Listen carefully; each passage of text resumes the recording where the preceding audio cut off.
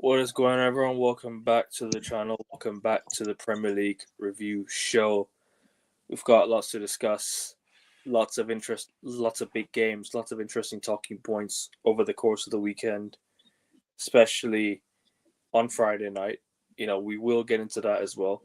We'll get into Liverpool, Chelsea, and all the results, rest of the results around the league, as well as the Carabao Cup final, because that's what's in the title. Obviously, that is the game that happened last night. We are going to talk about that. Josh is back. Make sure you guys subscribe to Josh's channel. I'll put the link in the description of the video. Make sure you guys go check out Pain of the Arsenal. I will put that link there very, very soon. Jack should be joining us in just a moment. So yeah, hopefully we can discuss it on good terms. But Josh, outside of football, how's everything and how are you doing? Well, taking a bit of a U-turn, but in terms of in football as well, yeah, a real slap down to reality, a real slap in the face. We'll get onto it soon, I'm sure, but you know, you got to fight on. That's life, and you're gonna have to fight on as well in this top five race. It's gonna get tough these last 7 games, so it'll be fun to see it all unfold, I'm sure. Yeah, man, 100%. But guys, before we do all that, make sure you guys hit that like button, subscribe to the channel if you're new around here. 33 subscribers now to 600. We're getting ever so close to the goal. The goal is to get there by the end of March. 33 subscribers to go. I think we're like under a week away from all that now. I think we're a week away from the end of March. So yeah, Yeah, guys, you know the drill. Make sure you guys hit that like button, subscribe, turn your notification bell so you don't miss a live, you don't miss an upload, you don't miss a video. I did upload a video today. Make sure you go check that one out. Check that YouTube Shorts out. I uploaded one on the weekend as well. Check that one out too. And yeah, man, all the good stuff. More content coming your way during the international break. Not much to talk about, not much to do during international break. Obviously, there will be F1 shows because obviously the F1 races this weekend in Suzuka, Japan. And we are still going to do the Celtic shows, the NBA shows, as per usual. And then Beyond the Ball with Josh is back. So stay tuned for that this week. You might get a Friday special and maybe all out sports talk. So stay tuned, people. If you want more new shows, hey, the first thing you got to do is subscribe and hit that like button. You want to see more challenges, more drafts, more fun games. Hey, AN Sports is the place. AN Sports is where we do all that. But yeah, Josh. I mean, let's obviously, yeah. Big up yeah. Aryan, big up bro. Tottenham are cooked. Yeah, we're gonna talk about Tottenham as well. We are gonna talk about Tottenham. Don't worry. Don't worry. First of all, Yes. RIP to Igor Tudor's dad. Apparently, he heard about the news right after the game. Oh yeah. So commiserations to the Tudor family and whatnot, and hopefully, his son's work doesn't get in the way of what should be a period of mourning for him. So Yeah, fair play to him there. Yeah, are we starting with the Carabao Cup final? I don't know. I think we'll wait for Jack to get here. Well, we'll talk about some little things. Well, on the side. I mean, there's a lot we can discuss. I'll ask you for real now. Obviously, rest in peace to Igor Tudor's dad, and sending condolences to his family and whatnot, to the Tudor family. Are Tottenham getting relegated? This is the big question I'm asking. As an Arsenal fan, you can give your unbiased view or your biased view, whatever you like. You might say really easiest 6 pointer every season. Fair enough, I hear you. But what do you really think about Tottenham and their relegation situation? What's your view on this? Because I really want to Of ask. course. Obviously, we've discussed this before, and I said that I don't think they will go down. I just think it's borderline unfathomable. I think if they were to go down, I should say they would be the most expensive ever club to go down, if that makes sense, in terms of the revenue and everything. So it would be a seismic piece of news, not just sports-wise, but nationally and worldwide as well. I did say that I thought Nottingham Forest would occupy the final spot, but I think West Ham might just be there.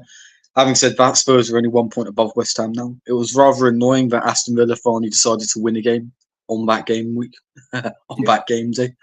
which was a bit annoying. But regardless, they've got their own top 5 race to push for, so fair play. Even though I thought West Ham would win that as well, but that's by the by now. Spurs, I mean,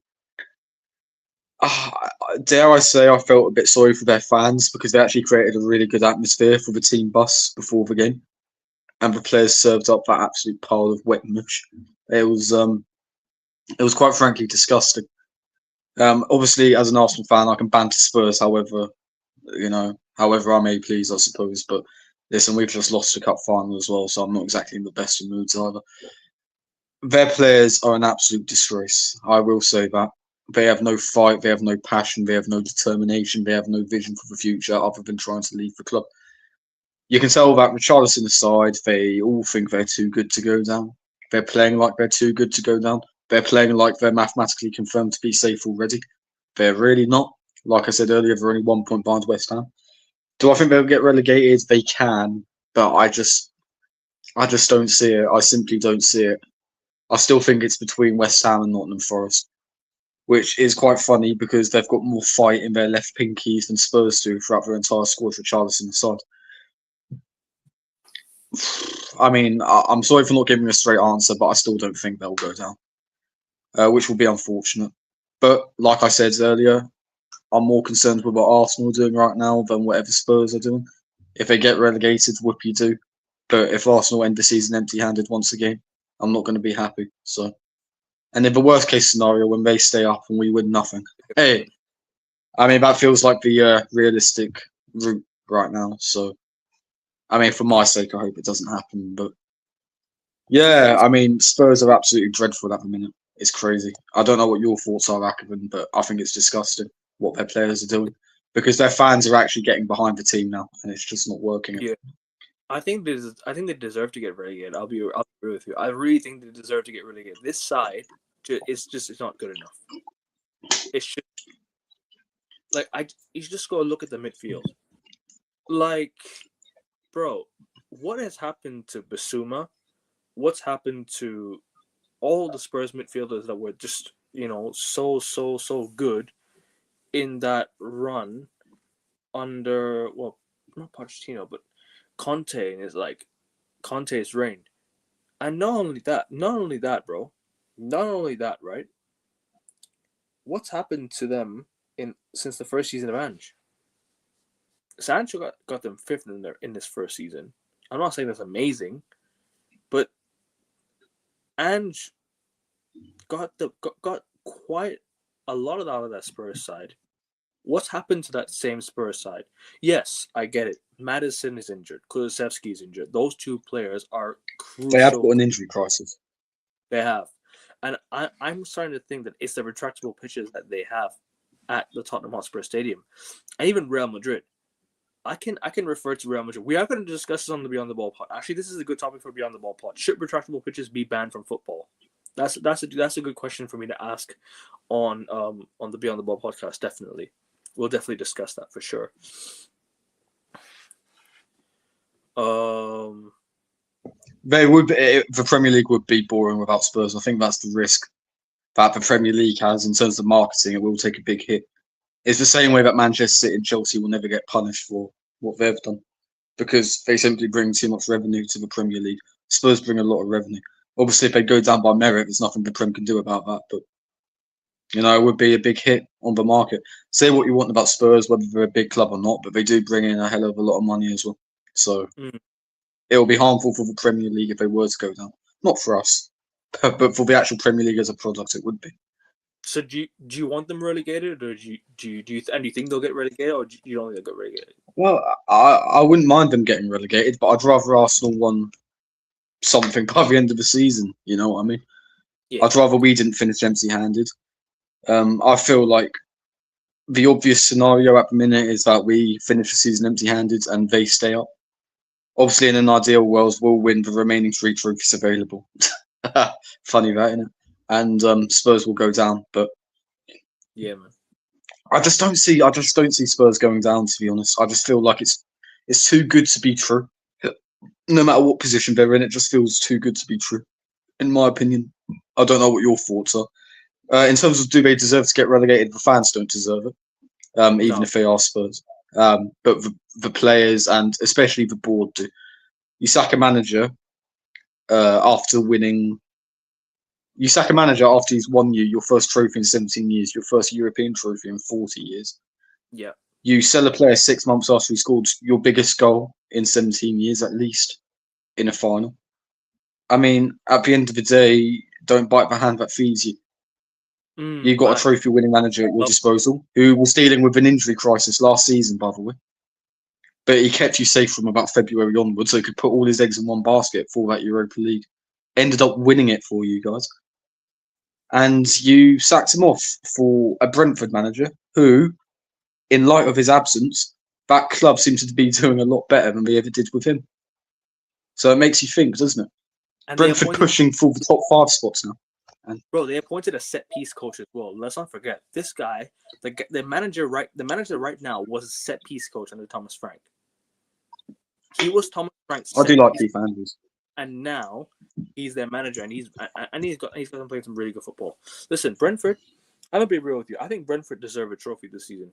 They deserve to go very far in the FA Cup. They made a huge blunder by losing to Port Vale. Huge blunder. Was it Sunderland? They lost to West Ham. Sorry. Yeah, Brentford lost to West Ham. I think Brentford should be in the quarters, man. Brentford really deserve to win a trophy this year with the way things are going for them. But listen, not everyone deserves to win a trophy. I can speak for myself because Man United do not deserve to win a trophy this season. They got knocked out of both cups early in the early rounds. Excuse me. Like an interview saying Spurs deserve to get relegated. The Man United also deserve to get relegated last season. Well, bro, listen. Both of you deserve to get relegated for the shite you served up. I can't lie. Leicester were worse than us. Ipswich were worse than us. Southampton were worse than us. If those 3 clubs were not in the Premier League, oh yeah, we'd be relegated by a distance. Oh yeah, for sure, we'd be relegated, 100%. I'm not even gonna disagree with you there. However, it is factually incorrect about that we deserve to get relegated. We were on relegation form as a football club, yes, but the teams below us were much worse. Spurs are much worse than us in the. Yes, they beat us in the Europa League final. Yes, they beat us in certain. But let's be real, we were not. We were better than Spurs in terms of like everything was. It was like trash versus garbage last season, but yeah, you were. Yeah, had Leicester, Ipswich and Southampton had not been in the Premier League, United and Spurs would have been relegated. Both of them would have been in the Championship. Let's face it, if the relegation battle was like it was this season, you two would have been in serious deep shit. Oh yeah. 100%. A year on and Spurs still are in deep shit, you know. But anyway, that's dealing in hypotheticals. At the end of the day, you don't know what would have happened. I don't know. Fair play to Nottingham Forest, I should say, because Lumen, you're correct. I think that was West Ham with 42 points. I think they had the likes of Joe Cole, Paolo Di Canio, a young Frank Lampard. Crazy. But regardless, not fair play to Nottingham Forest as well, because I thought they'd definitely dropped points there, but they showed all their fight. Let's not forget, they played a day later than Spurs and went all the way to penalties against, who was it, Midtjylland? Midtjylland. Midtjylland in the Europa League. Yeah, I think they're playing Porto in the quarterfinals as well, so they've got a serious tough task juggling Europe and the Prem. They played a day later than Spurs. They went all the way through the 120 minutes and straight to penalties, and they still fucked it up.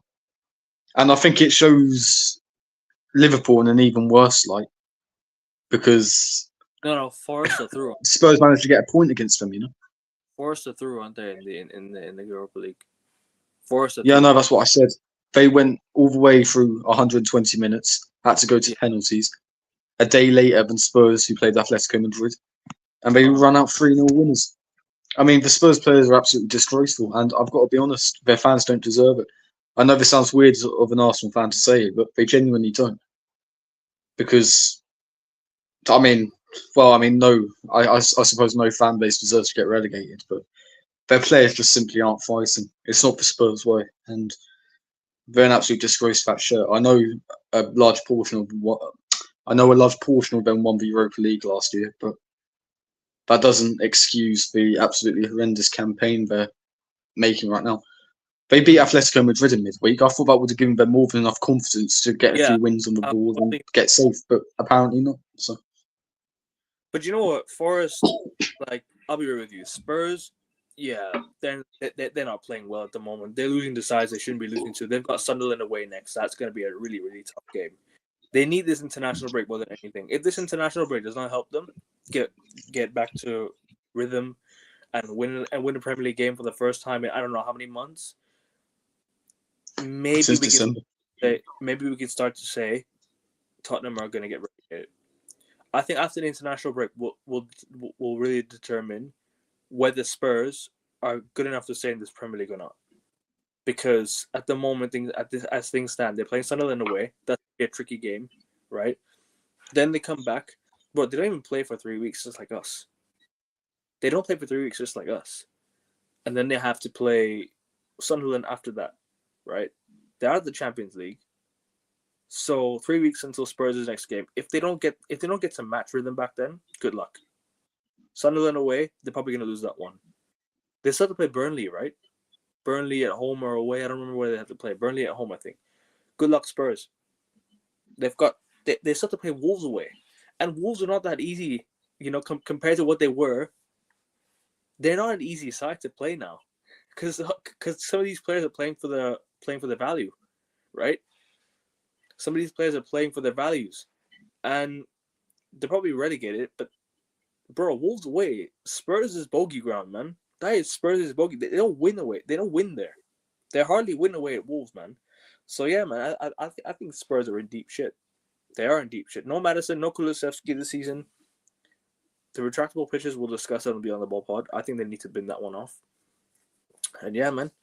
Tottenham, yeah, good luck staying in the Prem next season. Thomas Frank actually had a worse record than Ange for a large part of his time first. It is true. It is true, man. Because Ange had 2 seasons. Ange had his first season, he finished 5th. And then obviously Thomas Frank had like he didn't even have a whole season. He had like half a season. So yeah, I think Ange should have stayed. Don't know why they sacked him. And you know what's so funny? This is the irony that Daniel Levy got sacked this season as well. Before the start of the season, he got sacked. And it's the irony that they're in the relegation zone whilst he's just been sacked. So yeah, man, Spurs are in a lot of trouble. Big up Twisted Fate. Big up to you, my guy. Hope you're doing good, Hope you're doing good. Big up, mate. Big up. Absolutely incorrect. United got about 40 points last season. Last time a 40-point relegation happened was early 2000s. Yeah, man, because football's competitive back then. A lot competitive. Yeah, 42 points, 02-03, West Ham. Another season where Arsenal bottled the league. Funny, ain't it? West Ham got relegated in 02-03? Yeah, 42 points. I think that team had Paulo Di Canio, Jermaine Defoe, Joe Cole, a young Frank Lampard, maybe, although he might have been at Chelsea by then. That West Ham team got relegated. That West Ham team. I don't know if Frank Lampard was there by then, but yeah, that West Ham team got relegated. Insanity. They got rid of Rio Ferdinand only like 2 years earlier as well. That academy was producing some serious talent. Yeah, man. He went to Leeds as well, didn't he? And then he decided. Yeah, and then to United, and you know how that ended up. So fair play to Rio there. All the television. I like the post he made on X as well. After both Liverpool and Chelsea lost, how shameless! It's brilliant. Oh, me? No, Rio Ferdinand. Oh, yeah. But it is what it is, bro. We Gains a point. We caught life this week. I'll be real. We caught life. I know we'll speak about the United game in just a moment.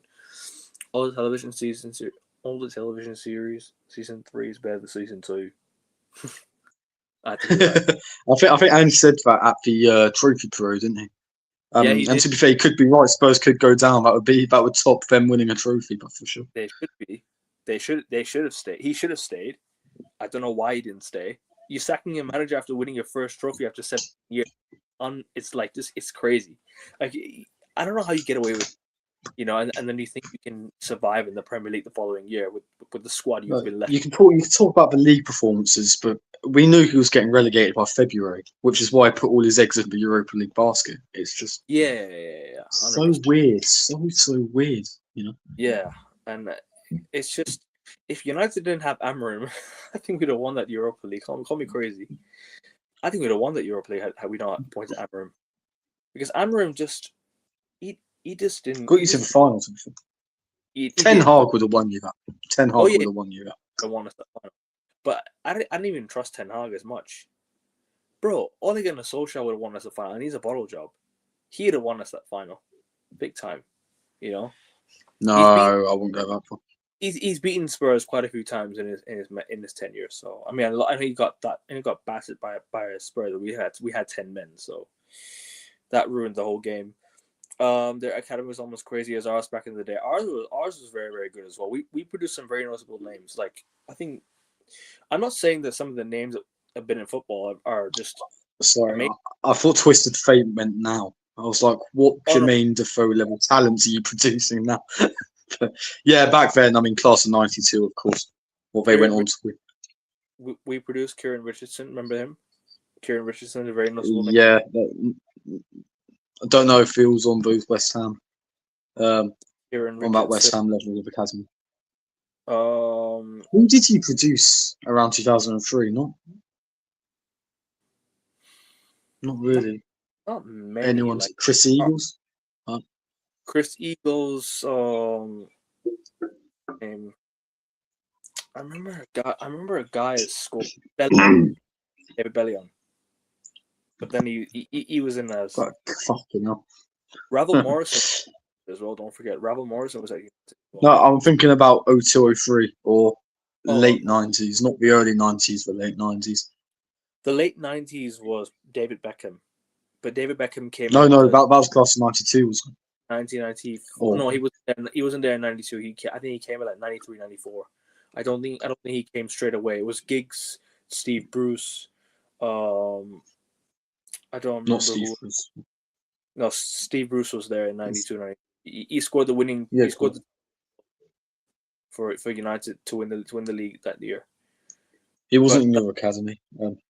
Yeah, but Giggs, Scholes, Nicky Butt, the Neville brothers.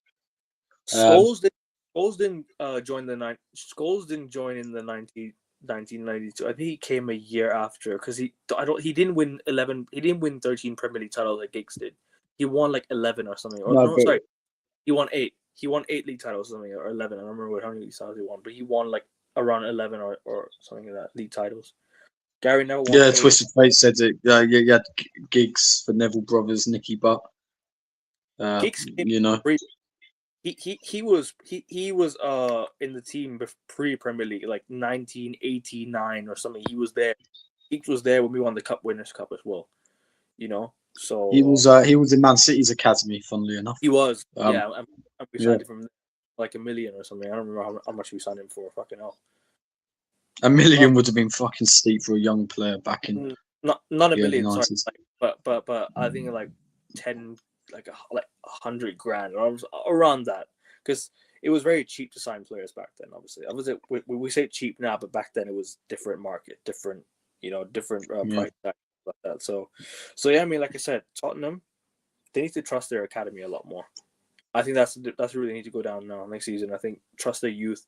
They've got some young players. Like I don't think they have like. Which player do you think is notable from that Tottenham squad? Like. That can be like a good young player. I forgot one of their players. He plays like on the wing for Spurs. I forgot his name, but I think he's like one of those wingers. Like he was brought up by Spurs last season. I forgot his name. I saw his name. He's on loan right now, I think. It's not Mikey Moore, is it? It's Mikey Moore. Yes, Mikey Moore. Yeah. Trust him. Try and develop him. You know, trying to develop some of the guys that you already have in your squad and whatnot. But yeah, man. But yeah, good luck, Tottenham. You know what I mean? But for me, what we're discussing again, obviously the academies.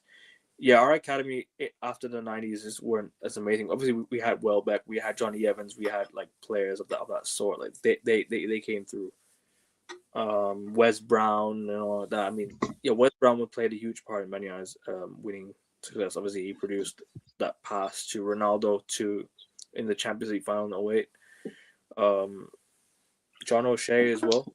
So some notable names, some names that have been that came up in the academy. But yeah, that's just what it is.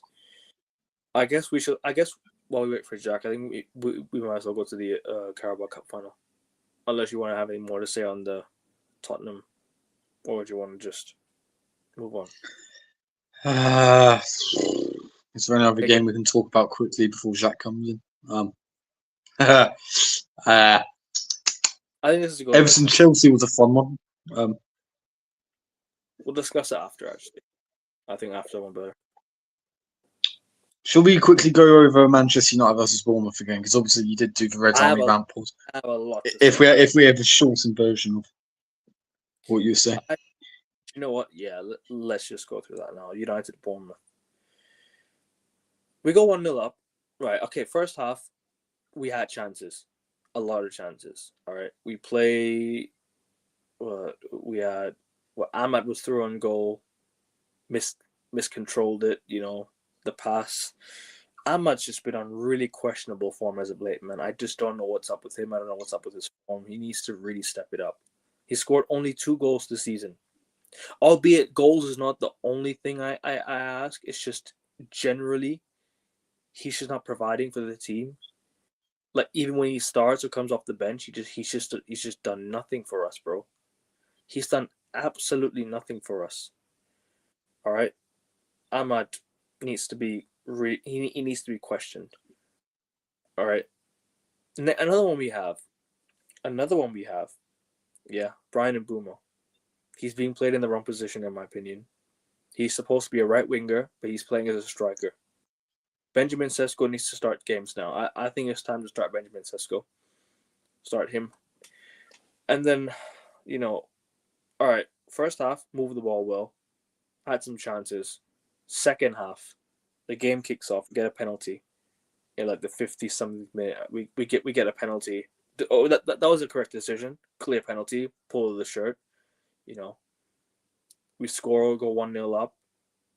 Not so long after, Stuart Atwell, I don't know what the fuck his eyes. I don't know what the fuck he's on about. Yeah, I don't know what VAR we're watching. I don't know what the referees were even thinking. But in real time, you were standing right in front of Ahmad. You were right there. You saw Ahmad get pushed twice, 2 contacts in the box, no penalties given, nothing. And then Bournemouth go up the other end and score. Here's what I think about it. Had Bournemouth not equalized, they would have probably overturned that decision and given a penalty. But the fact that Bournemouth scored, they've given the goal. That's just poor refereeing. In real time, just give the penalty and review it. If it's not the correct decision, then overturn it. But the fact that it's literally a penalty, and they still didn't give it, is beyond me. We had chances to finish the game off. We had chances to win the game by a distance. All right, we get lucky with an own goal from a corner. All right, I thought it was Maguire, but it was an own goal. All right, we got lucky with that one. The Maguire sending off, I'm gonna be real. I think it was deserved. I don't think it was a straight red, but I think it was a second yellow. I don't think he was through on goal. Call me crazy. I don't think he was through on goal. The Bournemouth player. I don't think he was through on goal. I don't think he was the last man either, because I think one of the defenders could have come across to defend it. However, was it a denial of a goal scoring opportunity? Probably. They looked at it as that. They gave the red card. Fair enough. It was a penalty. I'm not going to disagree with that. It's a penalty. Sure. But where's the consistency? You give Maguire's one a pen, but you don't want to give you don't want to give Ahmad's one a penalty. Where's the consistency? Like, I just question, what are these referees doing? Genuinely, I don't understand it. 1 week they'll give that a pen, another week they won't give that a pen. He's probably thinking, oh, I've already given United a penalty. Why I don't want to give him another? It doesn't make sense to give him another pen. Bro, it's fucking football, mate. Learn the rules. If it's a pen, it's a pen. If it's a penalty, it's a penalty. Don't stop, like showing some, remorse or that crap. you know, because this referee has cost us 34 points since refereeing for us. This guy has given us 2 red cards, 34 points he's costed us. Do you remember the Lisandro Martinez goal that he scored against Burnley in January? That was disallowed. This is the same referee that disallowed the goal. The same referee that disallowed the goal, Stuart Atwell. I don't know what VAR is watching. I genuinely don't understand what VAR are watching. I'm not going to say VAR is the reason we drew this game. No. We should have defended that counter-attack, which would have prevented Bournemouth from scoring, which would have kept us at 1-0, which would have kept us at bay, right? The other thing is, yeah, we missed chances. We missed a lot of chances. Bruno had a chance; he could have scored one. Cunha, Ahmad, these guys were unlucky. The keeper made some good saves. You know, Jorgensen made some really good saves. Sorry, was it Jorgensen? Who was the keeper again? Was it Jorgen? Wait, who was the keeper for What Bournemouth? game? Huh? What game? The Bournemouth keeper. Name again, keeper. The Bournemouth keeper it wasn't Jorgensen, wasn't it? No, Was I it? don't think it was Jorgensen. Let me look it up now. No. I'm getting mixed up. It's not Jorgensen. What the fuck's this keeper name? Keeper is Petrovic. Petrovic. Chelsea's keeper. I was thinking Chelsea's keeper. Yeah. Chelsea's. My bad. All right. Cool. He made some good saves. Where's the incentive to get another goal after you go 1-0 up? You give Bournemouth a few counterattacks. You give them a few counterattacks. They go up the other end and score. We're still complaining about the penalty. Why didn't you prevent that counterattack and let the referee check it and maybe overturn the decision? Because like I said, and I will say it again, had Bournemouth not scored, they would have overturned the decision 110%. But the fact that they scored, they're not going to overturn a goal for a penalty at the other end. They're just not going to do that. So you kind of twisted the VAR's decision, but at the end of the day, you should have given the penalty in real time because that was very clearly a penalty. He pushed him twice on the same play. It's not even once, pushed him twice, nudged him as well as he was going down. Like, come on. Where's the consistency, man? You're going to give Maguire's one a penalty, which was a penalty. I'm not going to deny that. But where was the penalty? What are United's one? Surely that's a penalty, right? Sure, it's penalties, right? Right? Sure, it's a pen as well, right? Like, come on. Like, it just doesn't make any sense, bro. It just does not make any sense. But also at the same time, we shouldn't have put ourselves in that position to even have to rely on VAR to give us a penalty. Because have we got a second goal, wrap the game up, and then that penalty was a third goal, or in the first half we scored a couple goals, that penalty wouldn't have even been talked about in today. But the fact that United dropped points, that penalty is being talked about, and I'm talking about it as well because that should have been a penalty. It just baffles me how VAR is just so crap, but yet they have the screens to back it all up, yet they still don't want to, give the decisions. It is a joke. I like VAR. I don't want to scrap it. I don't want to scrap it because there's so many offside goals that there's so many goals that should be ruled out in terms of offside and whatnot, and it's just blatant. Like, it's just, for me, I think the rules need to be changed. The rules need to be changed, right? The referee, if he sees something, he needs to give a penalty in real time. Like the Aston Villa one, for example, he gave a penalty in real time and he disallowed it because he went to check VAR, right? Just like when United got a penalty against Fulham and it was overturned to a free kick. Make it make sense. Why do you not trust your real-time decision and let the screen overturn your decision? Because that should not have been a Bournemouth equalizer. That should have been a United penalty. Right?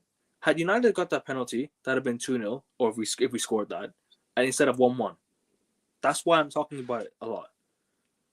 But at the same time, I can also say they should have tried to prevent the Bournemouth goal from happening so that they can overturn the decision.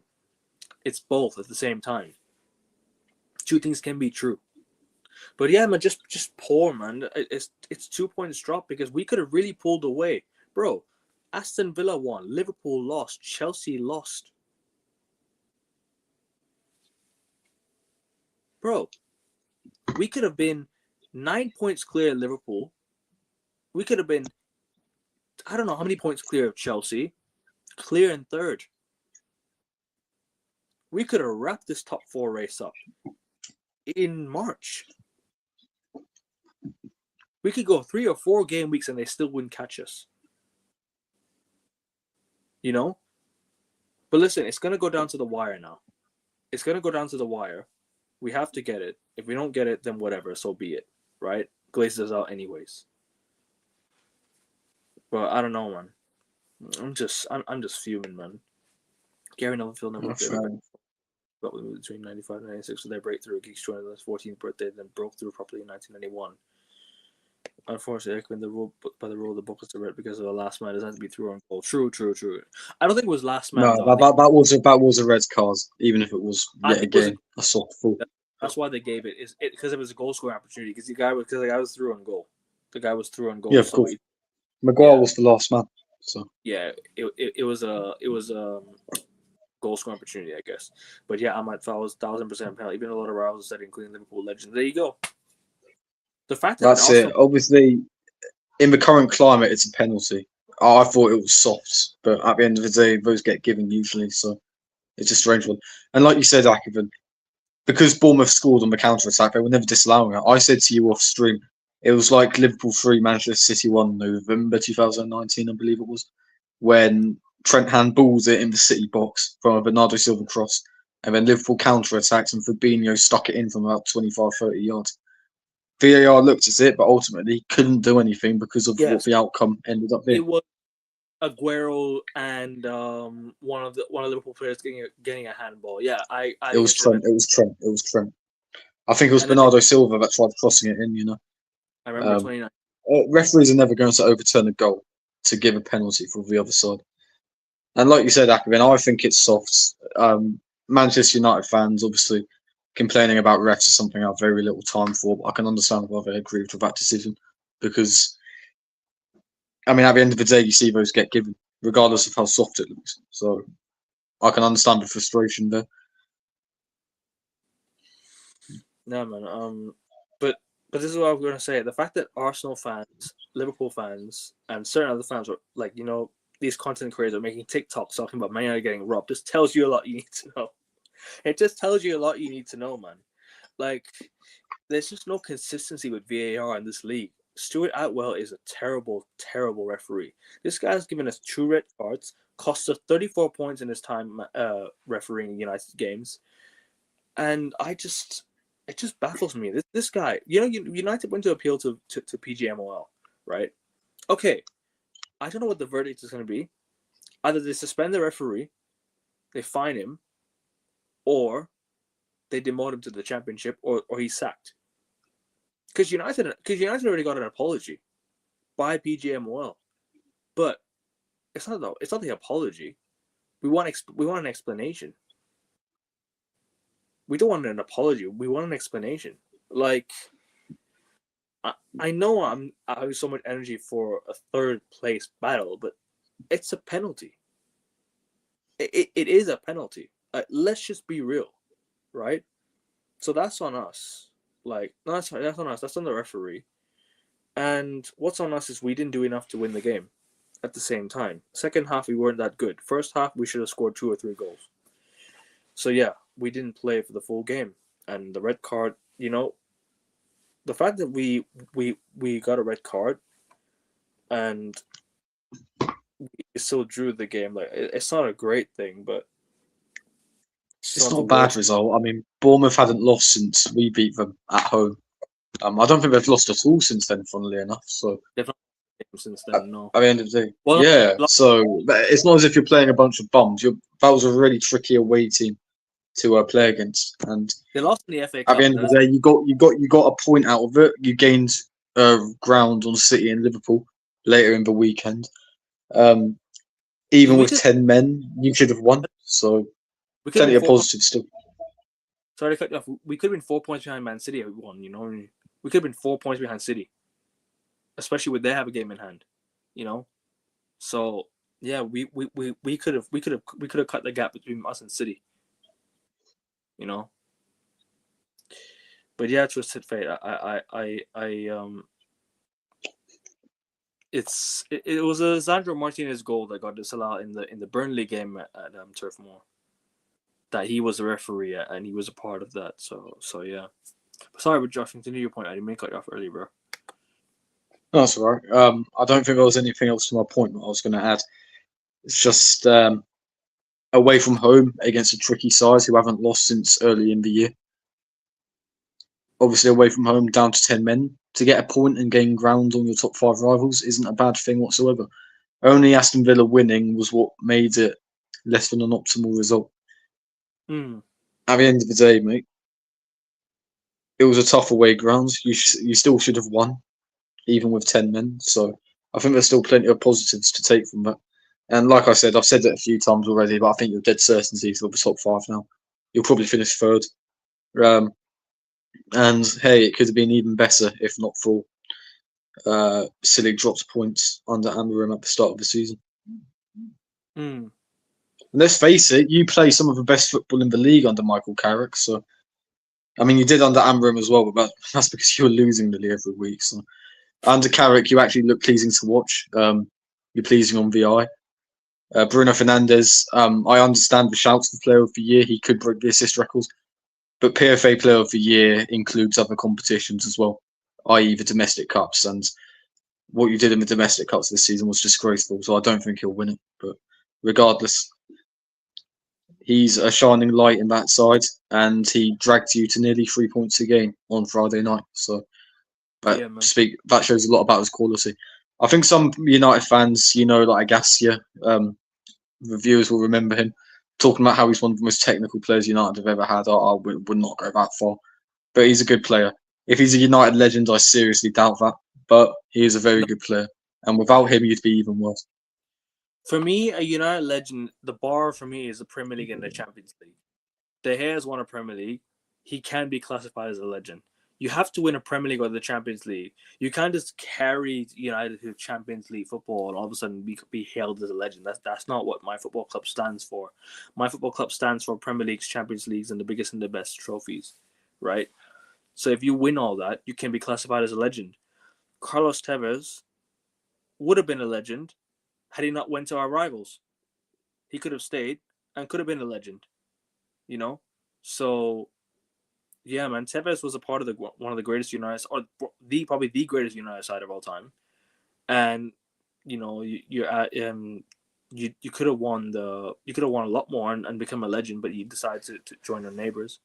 Fergie could have kept him, but yeah, look,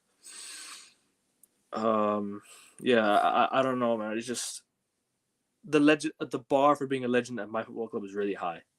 He could be a cult hero. He could be a cult hero. I can accept that, no problem. Cult hero, no problem. I would agree with that cult hero easily. But legend is a bit of a stretch. Because Bruno has won us 2 trophies, and that's cult hero status right there. The numbers he's putting up is insane. It's one of the biggest numbers out there. But the problem is, in my eyes, you have to win a Premier League or the Champions League or both to be classified as a legend. And unfortunately, he hasn't done that yet. So once you've done that, then yeah, you can be classified as a legend. But right now, I hate to break it to you, Man United fans, not yet. The issue is Bruno is a legend from the current United era. Nobody comes close, but in terms of overall every era, yeah, he's a great legend. Yeah, I would probably say in the current United era, where he's probably one of the best players in the current like recent period, probably. Post Fergie years. Post Fergie, possibly, yeah. But then in terms of every era, no, that there's no chance. And I think he's the definition of a cult hero. Oh yeah, big time. Him, Not a legend. Manchester United are far too big to consider Bruno Fernandes a legend, in my opinion. But he's definitely a cult hero, and he is a quality player. for sure. So. Cult hero, him, Chicharito, Van Persie, they're all in that same category because they've all won United trophies and they've all carried us to stuff. Chicharito was a hero off the bench. I'm sure I can name more cult heroes and everything like that. I can name more players, but that's another day. I'll probably get to that. Stay tuned, people. We are doing a Man United draft on this channel, so that'll be interesting. I'm gonna get a few United fans on. We're gonna do a United draft, and we're gonna discuss and we're gonna build a United team. So if any of you guys are interested, you're more than welcome. Just a few United fans though, and we'll do that. But yeah, I'm gonna say that's it for my point about United. A lot to say, but got it. We didn't win because we really could have, won that game. Just got it because the fact of the matter is we could have won that game, but the fact that we didn't win that game, Liverpool, and Chelsea losing, we caught life. And we'll talk about Liverpool and Brighton in just a moment, but we're going to talk about the Carabao Cup final now. I think it's time to get to the Carabao Cup final. It's not really a rant about United. It's more of a rant about the referee this week. I don't usually like to blame Josh. You know me. I don't like to blame referees. I don't normally blame referees, but there's one time where I really had to just discuss that because that was awful. It was an awful display by the referees, awful display by VAR. And Stuart Atwell should not be refereeing a Man United game ever again. I don't want to see him referee a United game ever again. Just like when Chelsea fans said they don't like Anthony Taylor, same with me for Stuart Atwell. Screw him. Don't want to see him referee a United game ever again. I wish he could have been a legend as much as he pisses me off. He's been our special player in the darkest times. He deserves better than what we have given him. Bro, I'll be real with you. I wish every player post Sir Alex Ferguson was a legend.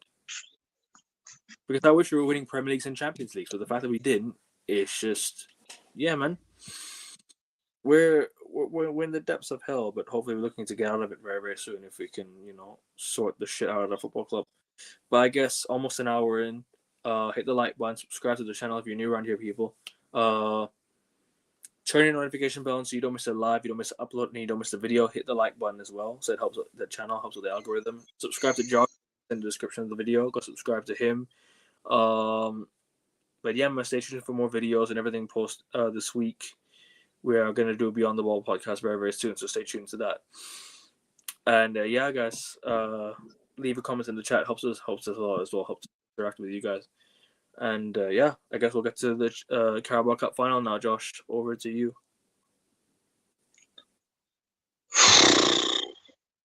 Did you expect anything else? Did you expect anything else, really? I did. Expected you guys to win. Well, yeah, funny that, because I actually thought we'd win. What an absolute tool I am. You guys are Wembley, surely. Wembley Kings. You guys will. No, fuck off, I'll be Wembley Kings. We're Wembley midgets. We're mentality midgets. Where do you begin? 3 Miles Lewis Skelly from this manager. 3 Ethan Wanyeri from this manager. 3 Max Dowman from this manager. Saka is far too deep into it. He's absolutely crooked. He's finished. He's finito. He's done. He's dusted. And I hate to say that because I fucking love the guy, but he has been playing week in, week out, every 3 days since the age of 19, since the age of 18. He is absolutely finished. Kai Havertz in midfield was certainly a choice.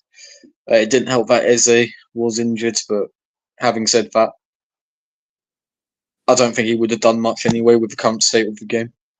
People are wanking off with this whole Kepa starting thing. Yes, he made a mistake. My problem is not with Kepa starting. My problem is with Kepa failing to distribute properly. Manchester City, or should I say Pep Guardiola, absolutely schooled Mikel Arteta tactically. Absolutely schooled.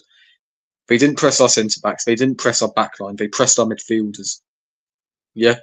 Zubimendi and Rice didn't want to receive the ball, couldn't receive the ball. Therefore, we were stuck. Therefore, such a huge portion of our game plan was absolutely cooked. And I believe we started well for the first 20 minutes, reverted back to our shell. Same thing we saw against Liverpool at the Emirates. People talk about the Kai Havertz chance after 7 minutes, which was our only decent chance of the game until Calafiori hit the post on 75 minutes or 77 minutes. Yeah. Oh dearie me. Oh dearie me. Why are people blaming Havertz for missing our only chance of the game when the real problem is the fact that we only create one chance in the game? It's the same thing whenever Arteta singles out Martinelli. It's not so. I'm not angry with the fact that Martinelli misses a fuck ton of opportunities. I'm angry with the fact that that's our only decent chance within 95 fucking minutes. That's my problem with it. So I can understand the frustration with Havertz and Saka having their shots saved by James Trafford, but that was the only decent chance we created up until about 70 minutes later. It's just not good enough. It's just not good enough. Mentality again. I mean, I'm sick to death of talking about it, but our mentality just isn't there for the big games. Manchester City absolutely schooled us. Let's get this right. This isn't the all-conquering, all-fearful Manchester City side that we've come accustomed to. Yes, I've been banging their drum. I still think they're going to win the league and all that. Albeit they are 9 points behind at the minute, but that lead is getting decimated throughout April. Because they're beating us at the Etihad, but that's a spoiler for next month. What was I going to say? They're not the all-fearful side, but I've said this so many times before. Arteta plays the football club and the institution rather than the occasion. Why are you so fearful of Manchester City in 2026? This is a side that has dropped points to West Brom and Nottingham Forest in their last 2 Premier League games. It's just not good enough. You're just not good enough. I saw the look of Josh Kroenke when he looked to shake Arteta's hands when we were collecting our runners-up medals. He looks pissed. He looks pissed. As if to say, we wasted £1 billion on this bottle job. On that bottle job right there. I'm just sick to death of it. And like I said, Akavin, I know there's this whole discourse about Kepa Starson. My anger isn't with that or his mistake. It's the fact that he couldn't distribute. But the fact that he couldn't distribute is because Arteta failed to adapt tactically. Manchester City were pressing our midfielders rather than our centre-backs, rather than our back four. And Arteta had no answer to it. Guardiola emasculated him tactically, mentality-wise, in every single department. It was embarrassing. And Akavin, we go through this shit every single year. Arsenal Football Club humiliate me, Jacques, Torquay lads, whatever Arsenal fan you can think of every single year. Emasculated, humiliated every single season. And Akavin, I'm at this point where even if we somehow do win this league, which I don't think we will, even if we do win this league, I need this manager gone. Because the football is dire. I understand. I don't care about the style of football as long as we win trophies. We've won fuck all for 6 years, and I don't see that changing. Even if we do win this league, this manager needs to fuck off ASAP. Because like I said, Lewis Skelly is on the fringes. Ethan Wanyeri is on the fringes. Max Dowman will either be used like a bar of soap like Saka has been, or because he shows a bit of personality and doesn't always listen to instructions, he'll be loaned out, then sold to. And this fucking idiotic fan base will find a way to defend it. It's a constant revolving cycle. And to be honest, Akavin, thank goodness for alcohol, because the loss didn't affect me as much as it would have done otherwise. And what else can I say, man? What else can I say? It's the same old nonsense every single season. It's so uninspiring, it's so timid, it's so pathetic, it's so emasculating, it's so humiliating. Akavin, if you're in a relationship, yeah, and you're making love to your girl, but she never lets you orgasm, you're going to get pissed off eventually, aren't you? Yeah, mate, I don't see how this fan base still fucking... I don't see how this fan base still finds excuses for him. You saw our attacking performance yesterday, Akavin, and he wants to add Anthony Gordon. Is it Anthony Gordon? Yeah, Anthony Gordon to that fucking attack. I mean, at what point do you consider this self-sabotage? At what point do you consider this self-harm? It's just the same old shit every single fucking season, and I just can't be asked to be pissed off anymore. To be honest, Akavan, I was more angry after Wolves. I was on the verge of tears after Wolves. That Carabao Cup final, we just got bullied again.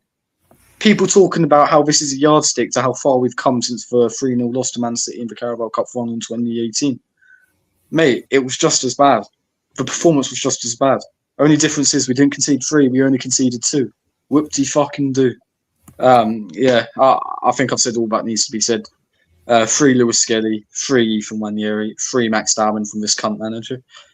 And Saka, I'm sorry, bro, but you've been absolutely rinsed like bar of soap. I'm never going to abuse you the same way Arsenal fans have started to abuse you now, because I understand that you've been put through a fucking ordeal and you never deserved that.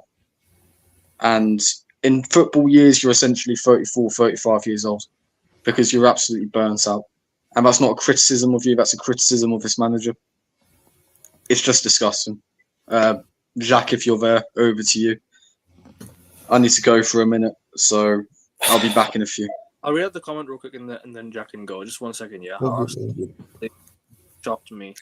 Playing at Wembley just to play like Forest was stupid. One outcome was apparent, especially in the final. Your players were scared of the ball, always kicking. True.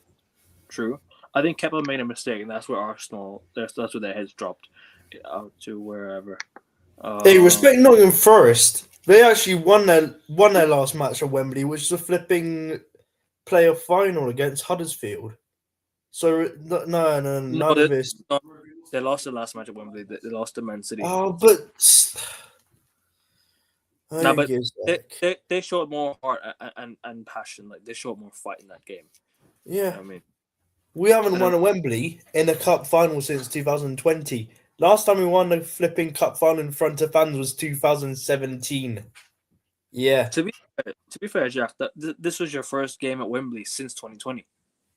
Except unless you don't include Community Shield. Community Shield, who gives a crap about that? Yeah.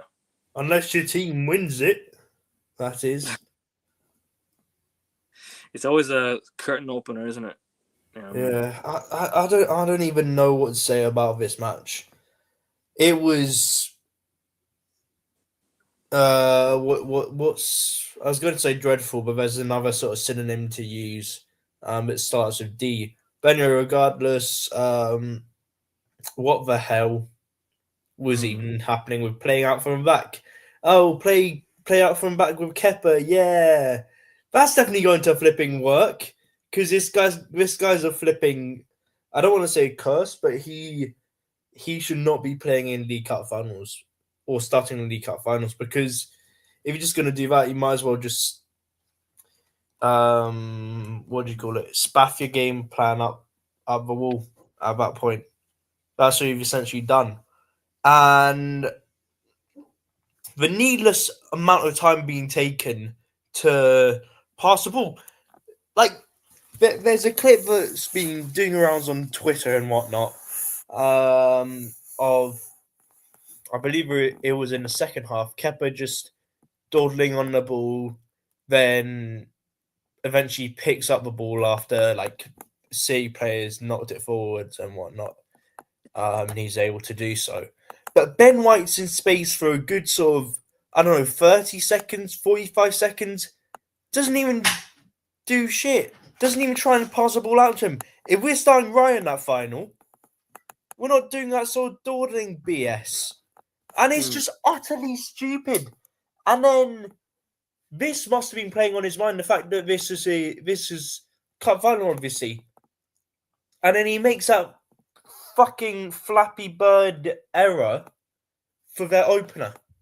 And then the second goal, like, it was coming. It was coming, like, utter just crap performance from Kepa, clown of a match, prat of a match, and you say. And I remember I posted my story, which was then deleted, calling him Keprat Aratsabalaga. Because that guy is an absolute just buffoon. And then also, after the match, Arteta came out saying that he didn't regret that decision when he was asked by a reporter. Oh my lord. Like, he's defending his fellow compatriots way too much. Way too much. If Zubimendi makes an error, it's calm. If Kepa makes an error, it's calm. Like, what on earth? What on earth is going on? Christ above. And then I don't even know what's going on about, but like those, like, we had the only big chance we actually created in the match was from flipping Havertz in like the first 10 or 15 minutes. And then he put that ball in the back of the net. We were 1-0 up. Bam. Like, who knows what could happen? Like, we could be on course to win our first cup final in 6 years. But no. Really tame effort. Saved by Trafford. And after that, our next big chance was in like this 77th minute when we were 2-0 down from Calafiori. Calafiori, so I'm probably butchering his pronunciation. Calafiori is like one of the best sort of ball strikers we have in a team. Pause if necessary. But the way he's able to just strike the football, he used to be a striker. He used to be a striker in his youth career days, if I'm not mistaken. And the fact that he's doing that when like most senior players like Trossard or Havertz or Saka, and I heard Josh talking about like how he doesn't want to slander Saka because he's burnt out as hell because of our stick. But he's just absolute clown dumb. He's a bustler. And if there's an appropriate song that should have been played at full time, it's a merry-go-round song from Super Mario 64. Anyway, those who know, absolute just bottle mentality, as Josh said. Absolute just Krusty the Clown managing from Arteta. I don't know if you would agree. I think we did better off with Krusty the Clown, to be honest. If Krusty the Clown was given £1 billion, I reckon we would have won something worthwhile. What can you say, Ackerman? What can you say? Apart from Saliba, I don't think any of our players covered themselves in glory. Like I said, the attack was atrocious, and we're looking at Anthony Gordon to sign. It's just the ultimate self-sabotage, and I can't be fucked with it. Then again, we could have Doué and Kvaratskhelia on the wings, and they would look like Trossard and Saka did last night under this manager, because he can't platform an attack. He is the ultimate bottle job. He is the ultimate cuck for Pep Guardiola. Probably lets Pep shag his wife as well. He is the most pathetic bloke I have ever laid my eyes on, football-wise, at least, because I look in the mirror. But still, it is just such an annoying... It's such an annoying thing seeing the same shit every single season.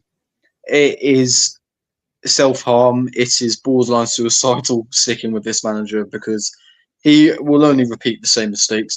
Let's not forget that is the only final he has reached since his maiden season in 2019-20, which he ended up winning with Emery's squad. Yep, with his own players. Which he ended up winning with Emery's squad.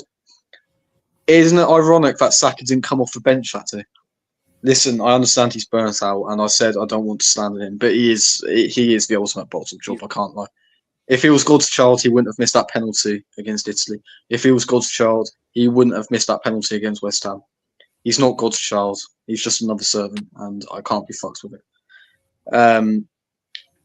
You can talk about Phil Foden's dropping performance all you want. You can talk about Palmer's dropping performance all you want.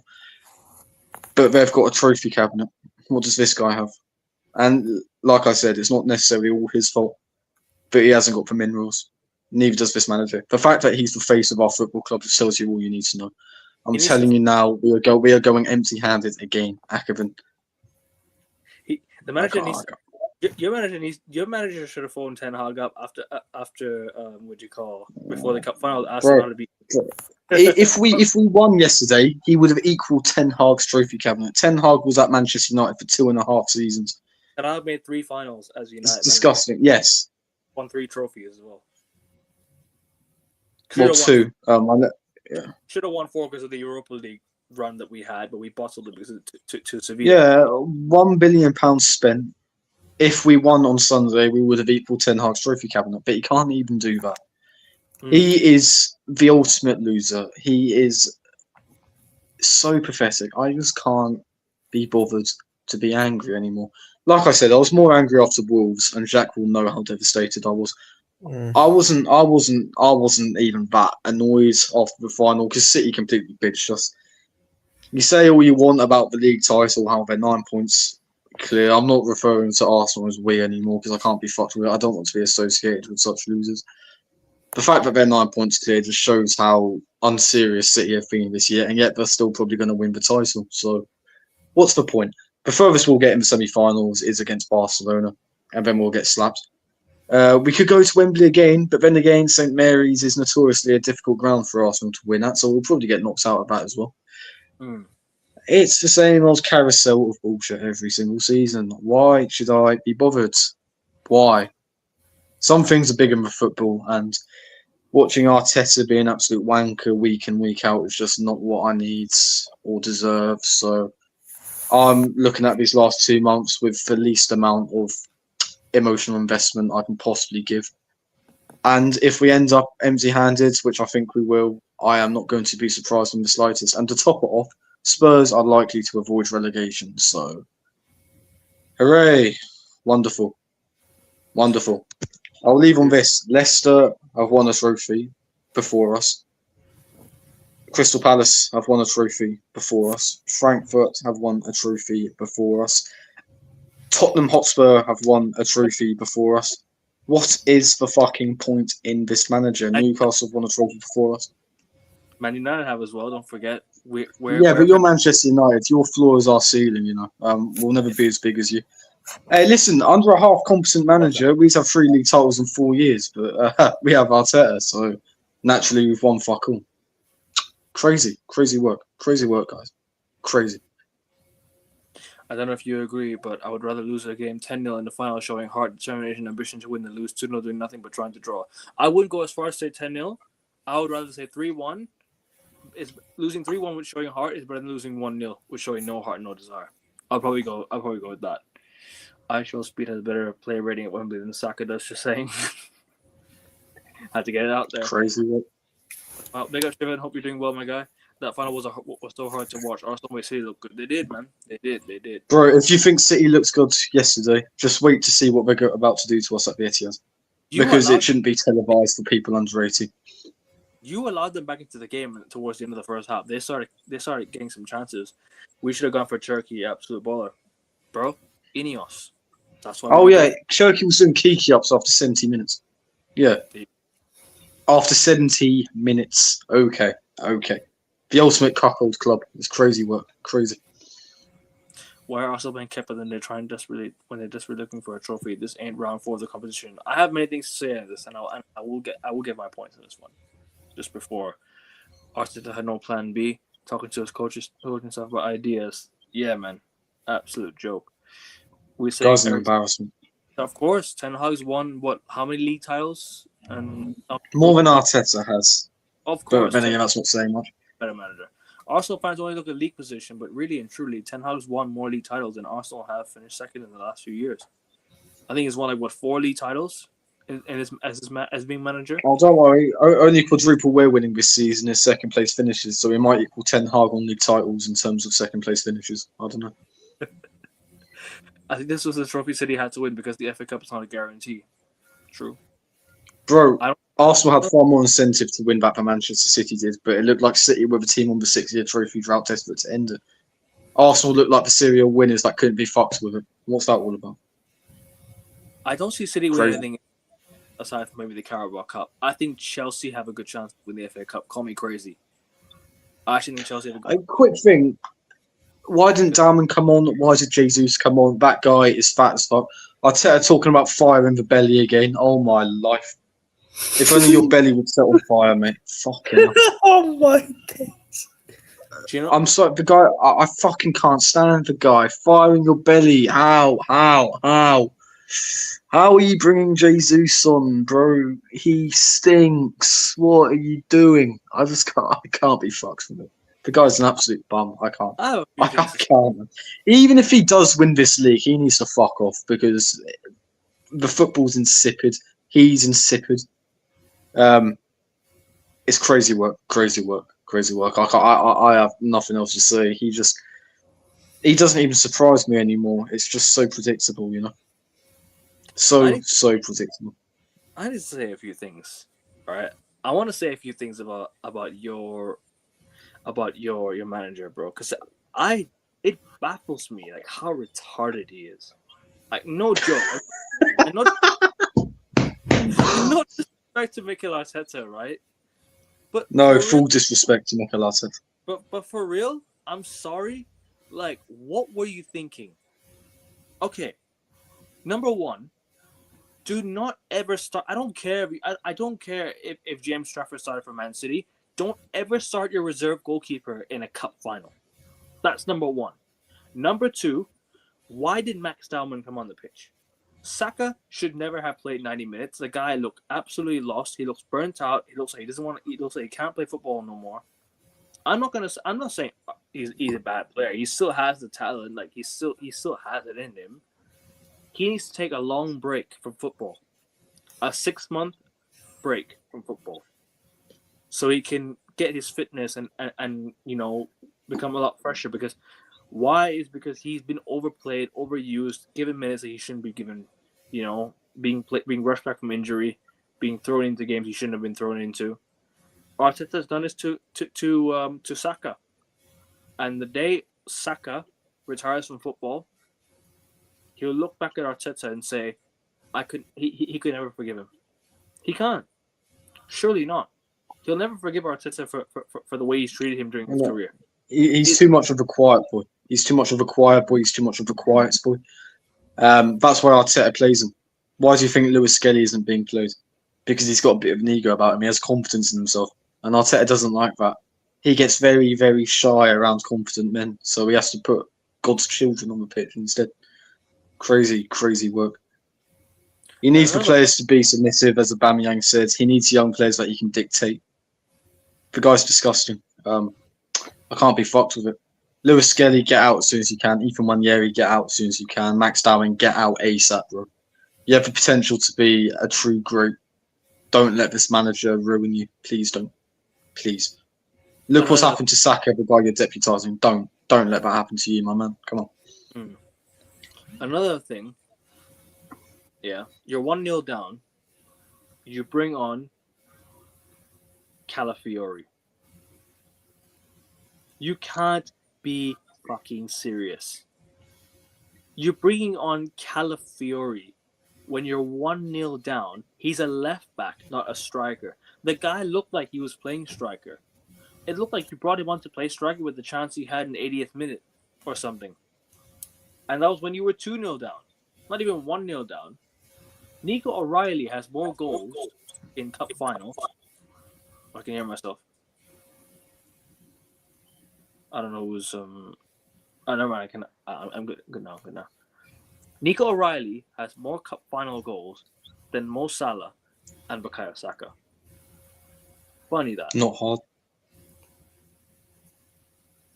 Pep Guardiola just won his 19th trophy as Manchester City manager. 19th trophy as Manchester City manager, right? And Arteta, he's 6 years into his project. He spent $1 billion. He's not won anything for you guys. This is an absolute joke from your side. I'll be mad either way, whoever wins, right? Because I didn't want City to win. I didn't want you guys to win either, right? Because I would have ended your trophy drop. At the same time, I hate the fact that my neighbors won it as well. It's a lose-lose situation for me, But at the end of the day, Man City They deserved it. The chances they got towards the end of the first half, that's where you fell asleep. Max Dowman, one of the most talented footballers on the team and on the pitch, I'd say. I think one of the most talented players out there. If he got subbed on, why he could have given you a spark, maybe get a goal back, and then you have a chance to equalize late on in the game. You know, you're not giving these young players a chance. Who cares with the cup final? You throw everything at it. You throw the what's this quote again? The kitchen sink. What is it? Throw the kitchen sink at it.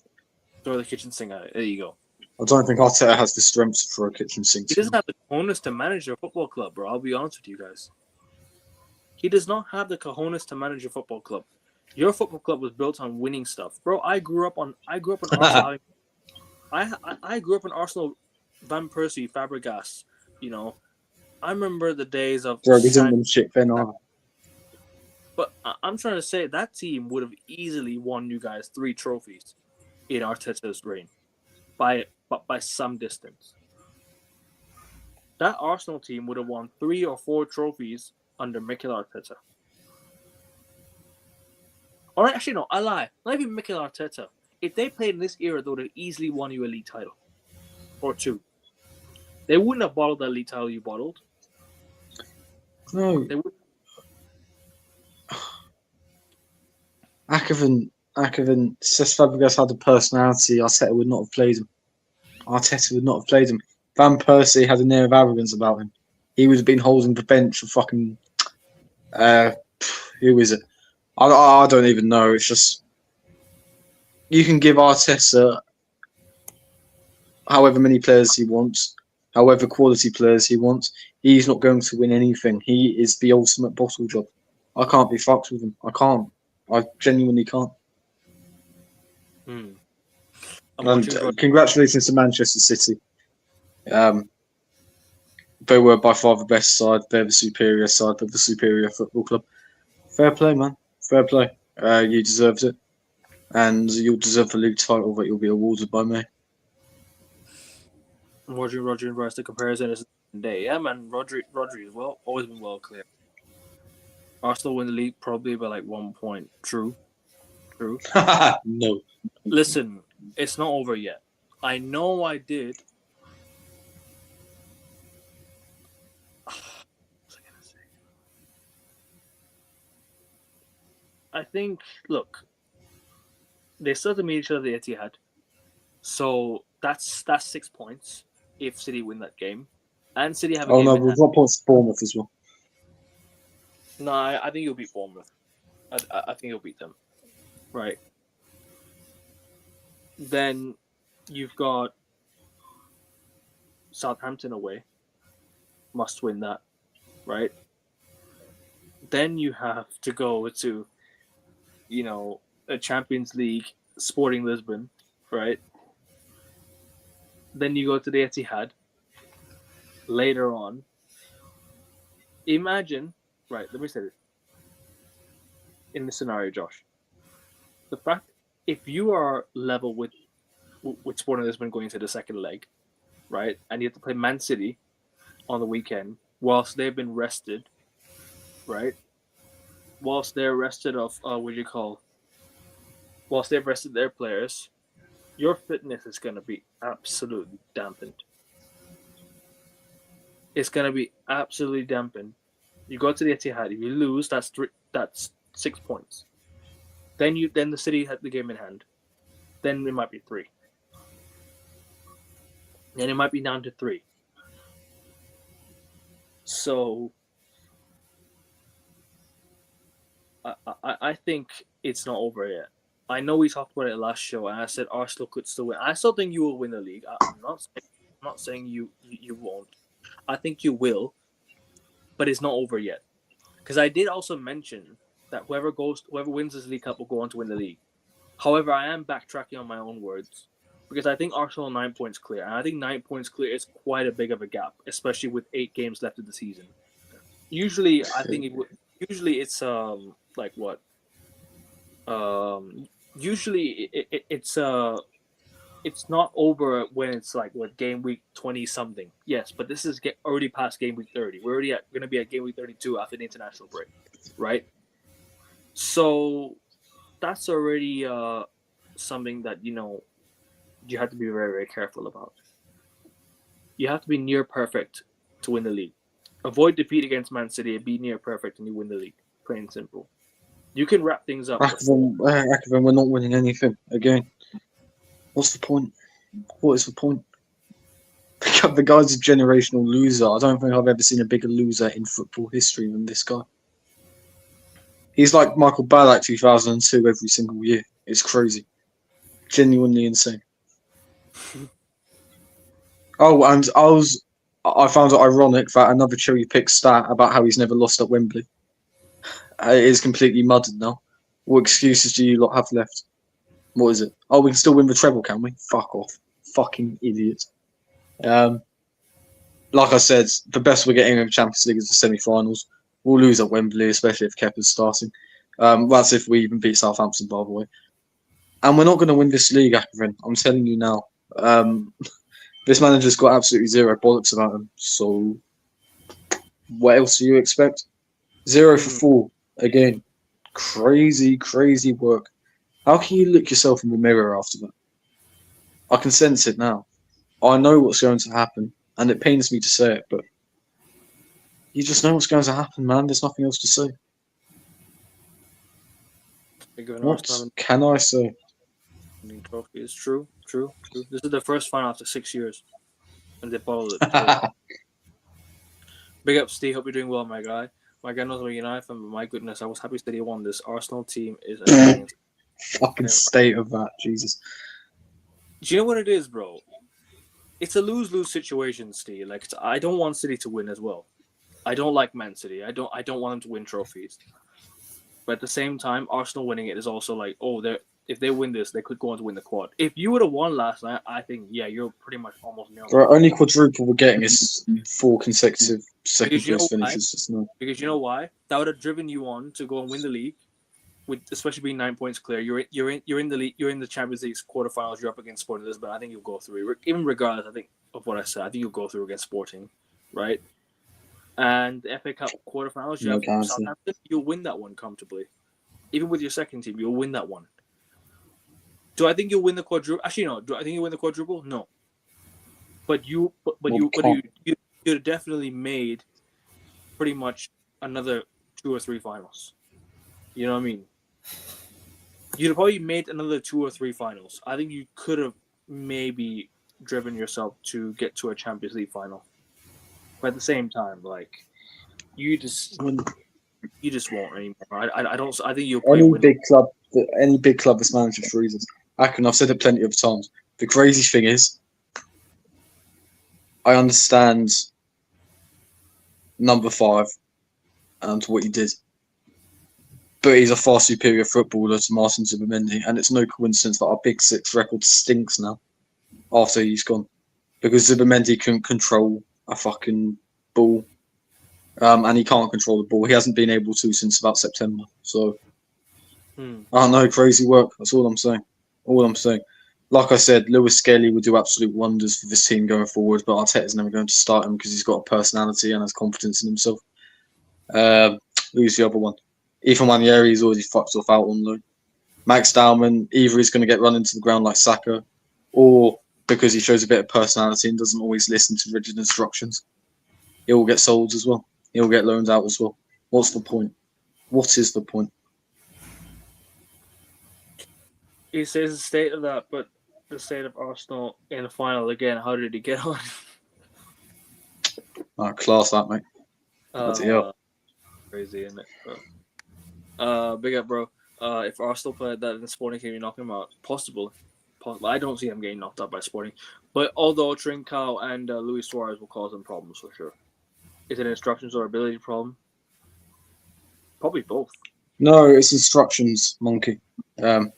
Mental issues as well.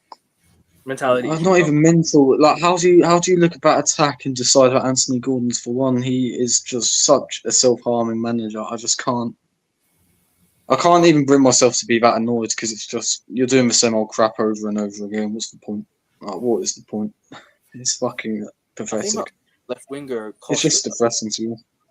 I think not signing a left winger is a huge damning indictment on your season, because you needed a left winger to.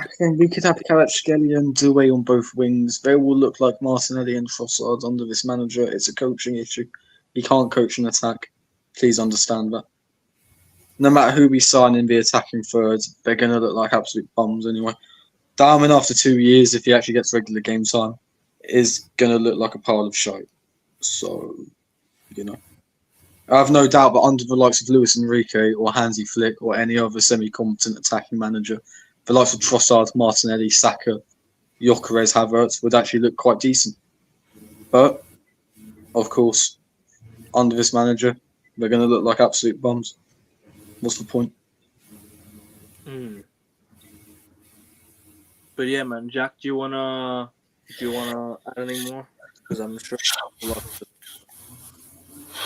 No. See, it's just you know what's going to happen. Like, what's the point? What is the point? What is it? Because he's going different than Sociedad. The fact that this guy is trying to turn you guys into Sociedad, it's sackable offense in itself. Odegaard, Zubimendi, Mikel Merino, and who else is it? The fact that he tried to sign Isak as well. Good one. But my Isak would look like Gyökeres under this manager, so what's the point? All joking aside, guys, massive respect to Arsenal, a couple of finals and second in the league. That's an amazing season. I'd take that. Nah, Steve, I see what you're trying to do there, bro. I see what you're trying to do there, mate. Oh, man. You just bog off, mate. Just bog off. No, he's celebrating. He's celebrating his local rivals win a trophy. I mean, there's no saving the poor sod. Nah, ignore him, Steve. Just keep on doing you, my guy. I mean, my guy will tell you in a nice. Only having bands every all deserve we win. Facts. We can only control what we have. What we can control. We can only control what we have right in front of us. It is what it is. My team's in the top 4 battle. Unfortunately, I wish we could win trophies as well. I wish we were in that final last night. I wish we would have won that final because we know how to beat City in a cup final. I will tell you that for sure because I saw my team beat City in a cup final in the year we finished 8th. So league position does not matter. Has never mattered, and it will never ever matter. So people should not say, "Oh, but United finished 8th." Yeah, we beat City in a cup final.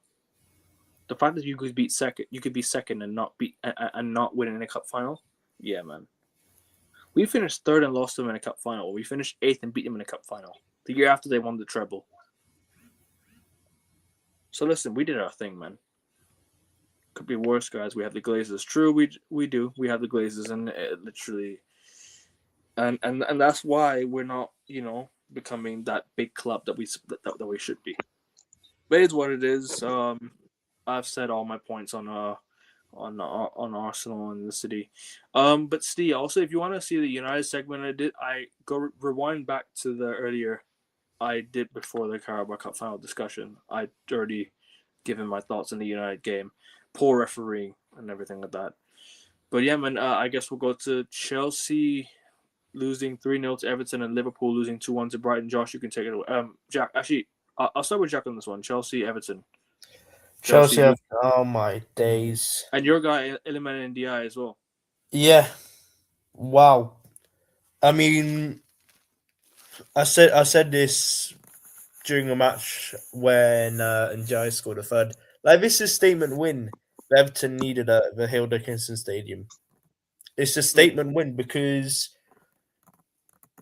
okay, yeah, they won their first match there against Brighton 2-0, I think it was, right at the start of the season. But they've been waiting for like a proper statement win for ages at their stadium.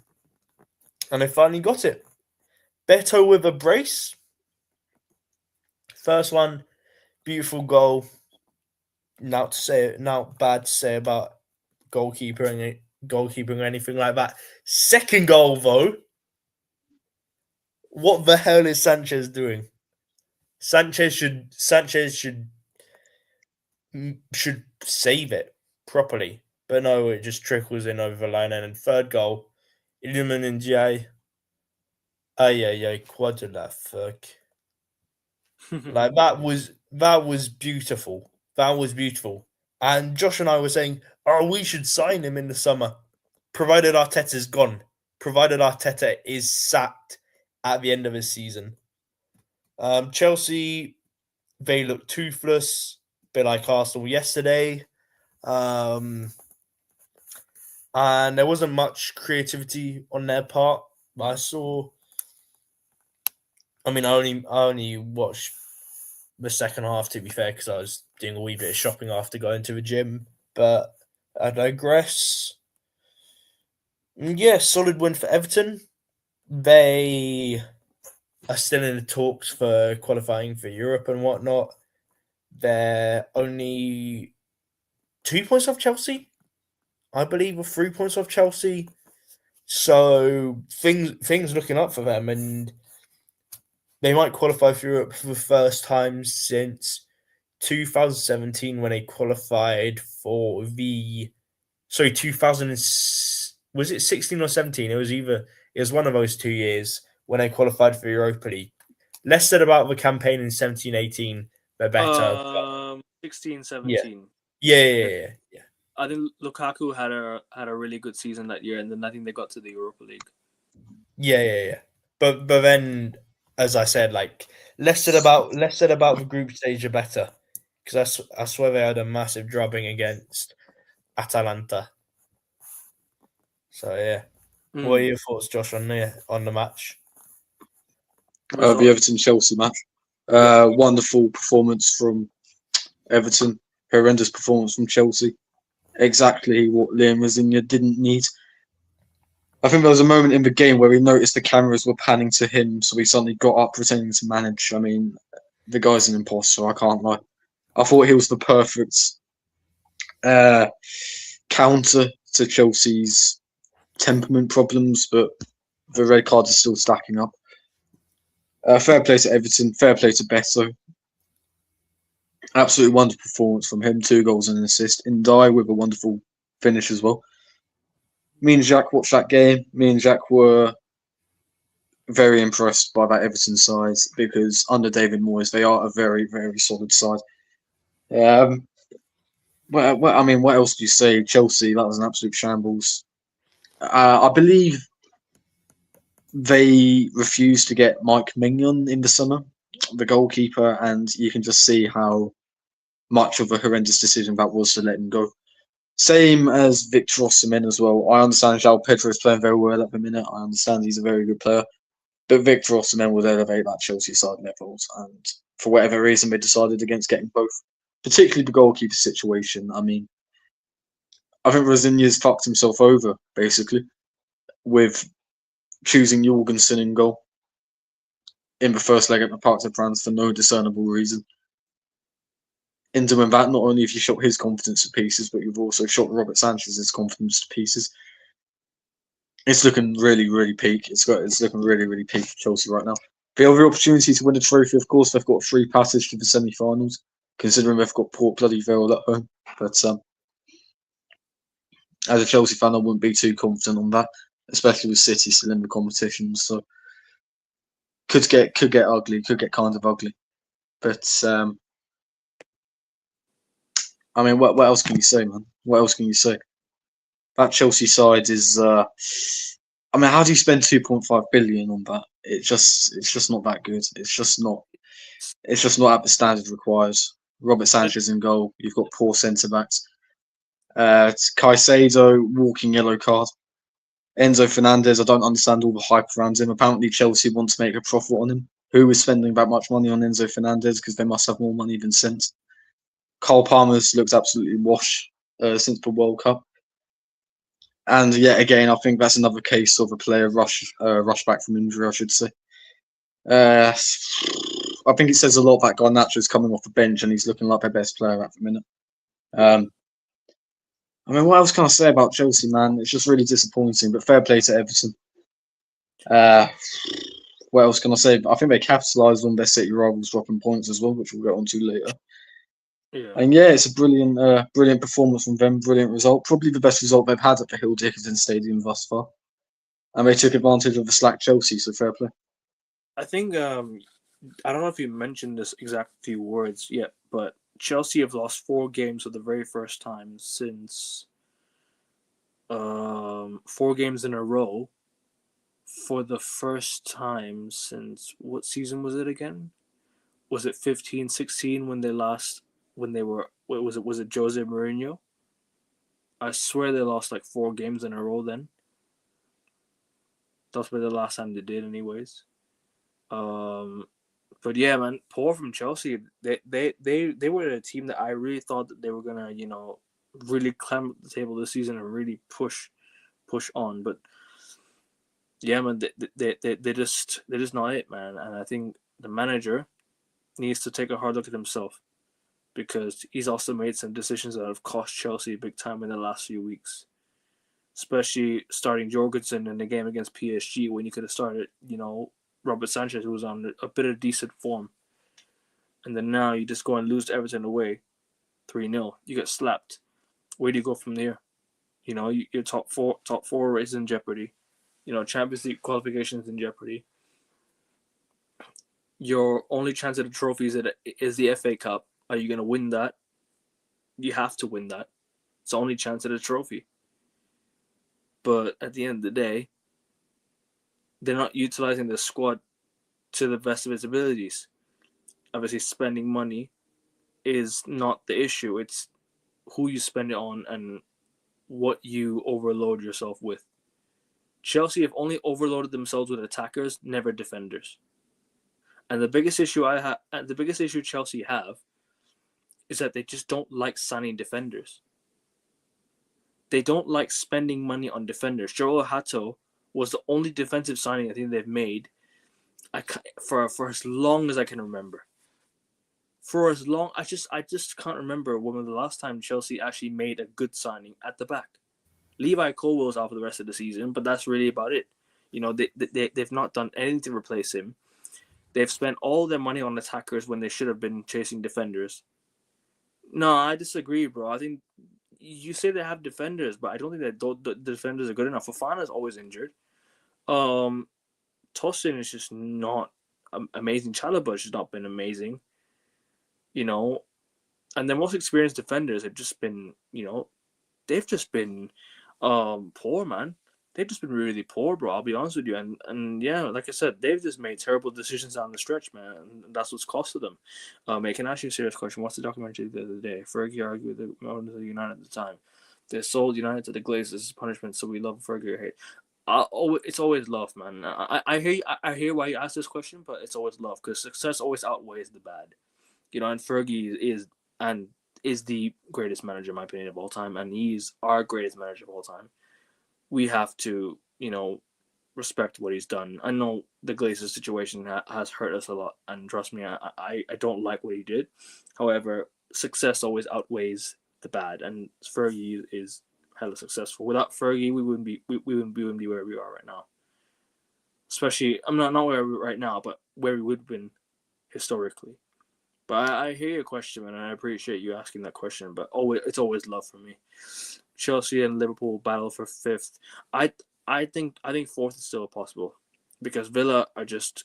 It depends when the Europa Leagues start to kick in. I think this is the last week before the international break, so I think Villa win a lot for it. And West Ham just didn't have a good game. Where I think Villa could drop points is they still have to play Liverpool at home. They still have to play. I don't know who else they have to play, but it's going to be a tough one because Villa have many games. They still got the FA Cup and FA Cup. They've got Europa League and the Premier League. Depends what they do. Cole Palmer is not rushed. It's the groin injury that's chronic. Speaking of groin injuries, by the way, I don't know if you heard Vicario is having a hernia surgery, so hopefully everything goes all good. Yamal, Nico Williams, Palmer all doing I don't even know. I don't know what that is. No offense. They have defenders, it's just they're not good enough. I think they're not good enough as well. But it's, at the same time, it's just that's what I mean. Like they don't sign defenders when they need to go and sign replace defenders. Why didn't they go sign Schlotterbeck? Why didn't they go sign players like that would help them, defensively? Chelsea are full of egos. They're good players. Don't get me wrong, but they have zero fight. Palmer to United next season, Mac. Mr. the North. Don't be surprised. Hey, bro, I would love Cole Palmer someday. I would love Cole Palmer someday, man. Someday, somehow, I would love it. Sar, okay. Hato is good. Sar, has he been good? I don't know. That's a question that, Chelsea have to figure out. They're signing Quenda in 2 years. Next season, they're getting Quenda, excuse me. I just don't understand why they don't spend their money at the back. Instead, they spend the money on the front line instead of the back line, which makes no sense to me. They need to go all in the defense this summer, man. Go all in defense. Everyone makes mistakes. Would have known the Glazers are bad owners. Well, I can't answer that question now because obviously I wasn't there when they took over. I hadn't started watching football yet, so I mean, but at the end of the day, they're horrible owners, man. They're horrible owners. Terrible, terrible owners. It's a specific part in the groin. Okay. Sar barely played. He went on loan for half a season. And Salamino's coming back. But that's not enough for them. They need to go and sign players that will help them, in the Champions League next season if they get it. Or the Europa League. Or whatever it is. But yeah, man, I've said enough on Chelsea. Josh, over to you on Brighton Liverpool, and we'll wrap up. Because we spoke about Yeah, of course. we spoke Spurs one. We spoke about Tottenham already, so we'll just go to Brighton Liverpool next after you. Go on, bro.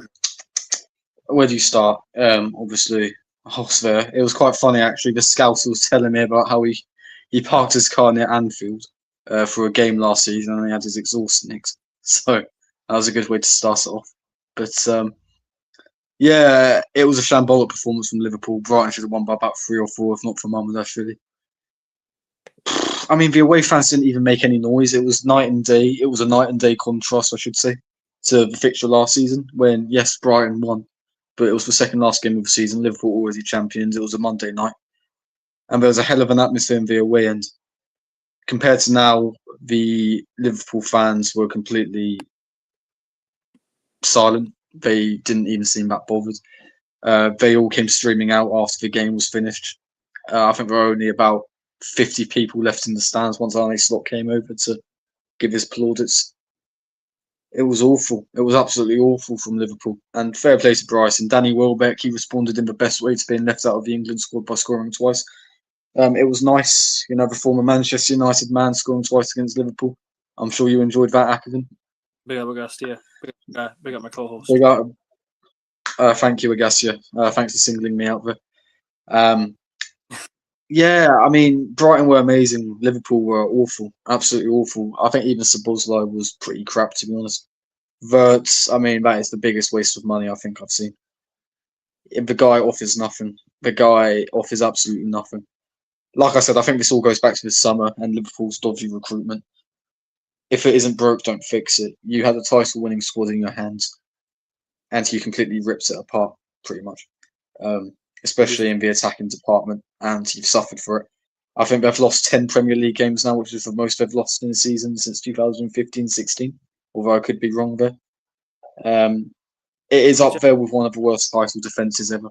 It's just not good enough. It just isn't good enough. And if that Liverpool side finish outside the top 5, there's serious repercussions there, because you can't be having a £450 million summer and playing in the Europa League a calendar year afterwards. It's just not sustainable from a financial perspective, no matter how much of a big club you are.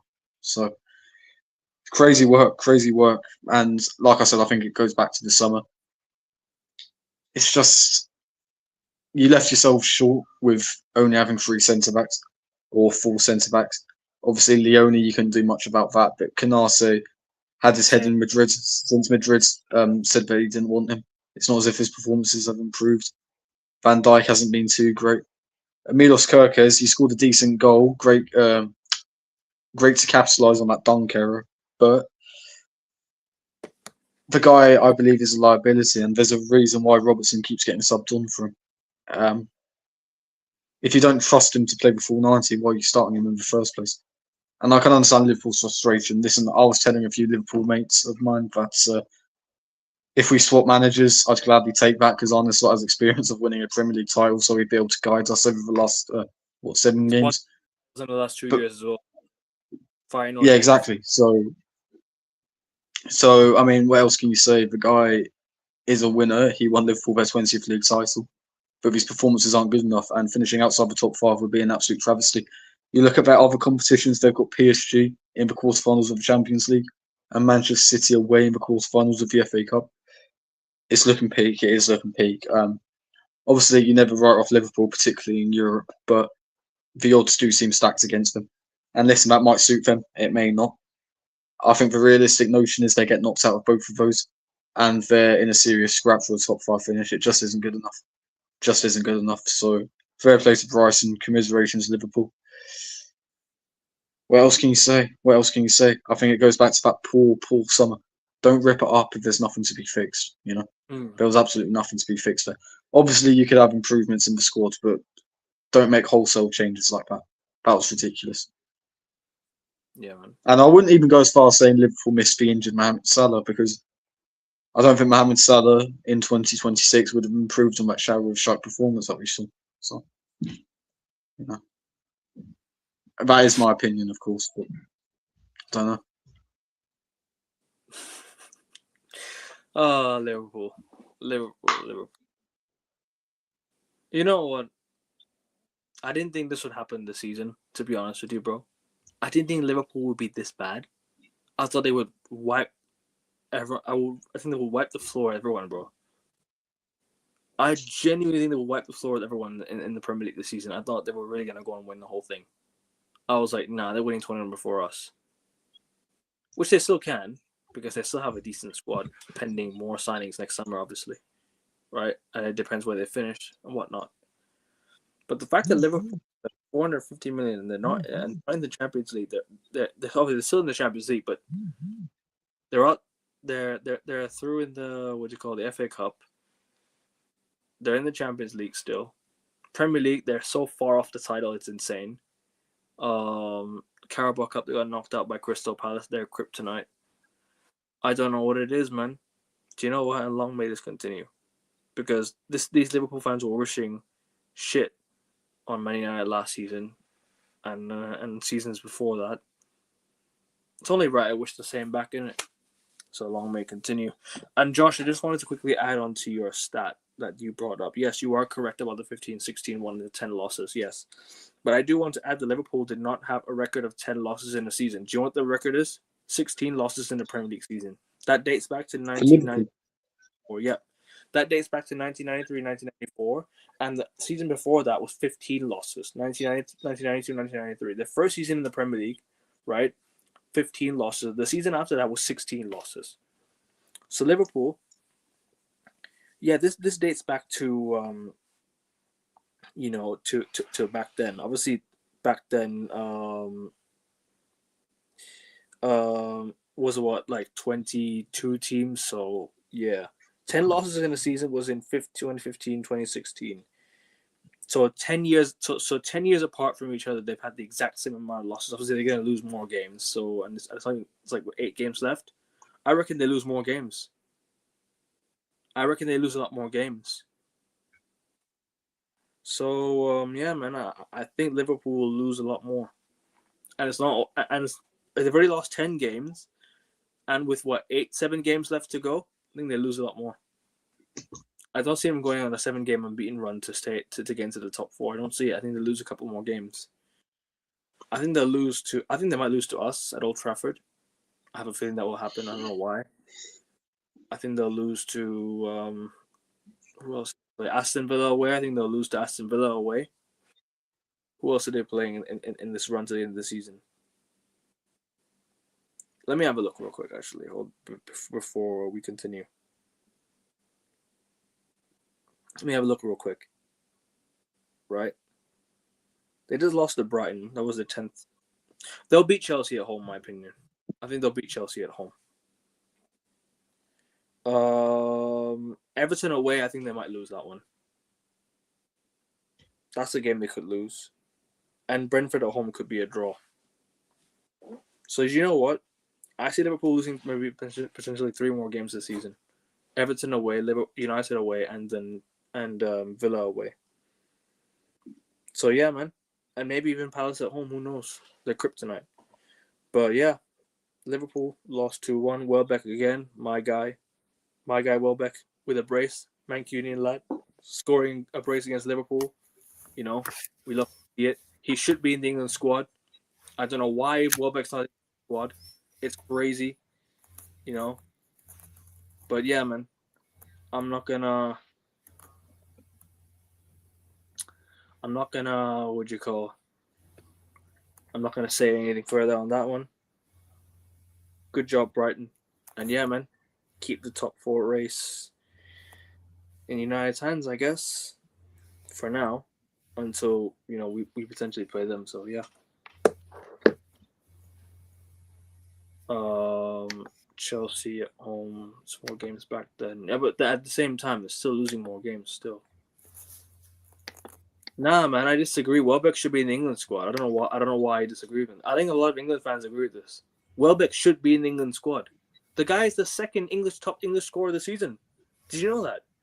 He's the second top scorer as an Englishman this season. Danny Welbeck. I thought Welbeck's the top scoring Englishman in the Prem, isn't he?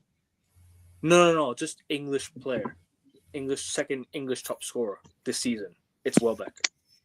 Obviously, Harry Kane's number 1 because he's playing. I thought, yeah, in the Prem, obviously, Welbeck is the high scoring Englishman. I think he should be in the World Cup. I think he should be in the England squad. He should be there. I don't know why people are saying disagree. I don't know why people are disagreeing. Tony has more goals. Well, I still think Welbeck's a better player. Welbeck's a much better player than Ivan Toney. I don't know what you're on about. Welbeck, I don't know why you disagree with me, bro. Welbeck should be in the England squad. Everyone, bro, a lot of England fans are saying Welbeck should be in the England squad. If Welbeck was playing in Saudi Arabia, does he have more goals than he does in the Prem? Yeah, for sure. For sure. 100%. Welbeck's a much better player than Ivan Toney. Welbeck's been a better player than Ivan Toney this whole time. You know? Welbeck's been in and around the Premier League for a very long time. The guy's won a Premier League title with United, let go by Louis van Gaal to Arsenal, won an FA Cup or 2 there, and left. So you can say what you like, but I think Welbeck should be in the England squad, man. He should be there as Harry Kane's backup. Ivan Toney's had some issues with the England squad, I think, as of late. I think he's had some issues while being in the England squad, right? So that's why the manager's not selecting him, right? He's had some issues with the England manager, right? I think Ivan Toney. Who's this? I don't know. Ivan Toney. I think he has some issues. I'm not too sure. I think the fact that he's in Saudi Arabia kind of puts Tuchel off. Maybe. No, I don't want to shit on Saudi Arabian football, but yeah, a lot of ignorance. But yeah, Jack, do you want to add anything on the Brighton Liverpool game, and then we'll talk about other games as well. Not really, to be honest. I mean, you covered all the points, all the relevant points. I mean, Brighton, they won 4 out of their last 5. The only loss in that sort of time period was against us, and we were lucky. Arsenal, should I say? And Arsenal were lucky to come away with 3 points from that match. Brighton in good sort of form. Probably going to finish like top half, maybe like 10th or 11th. So that's not top half. But they're going to finish around there. Solid season for them.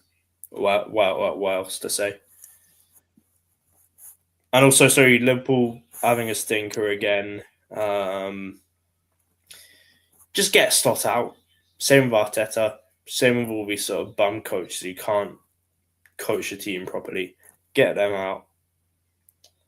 And also, another point I want to also make is that Slot got final to of Europa League, Conference League final in 2022, which is more than Arteta's actually done in terms of getting teams to finals. So, fuck you, Arteta. And big up Slot. As a coach outside of Liverpool, obviously. Of course, Kane will start everyone. There's no debate whatsoever, man. There's no debate whatsoever. Trent should be in the squad. Yeah, but Trent should be playing well, man. He's been playing well lately for Real Madrid. So yeah. Sorry, Jack. Continue, bro. No, that's all I said. That's all I need to say. Let's go through the rest of the results. Aston Villa 2, West Ham 0. That's a big result for Aston Villa in the race for Champions League, but not a good result for West Ham. To put Spurs in a relegation zone, that could have been the one. That could have been the game, man. But Forest winning 3-0 away at Spurs. We spoke on that one already.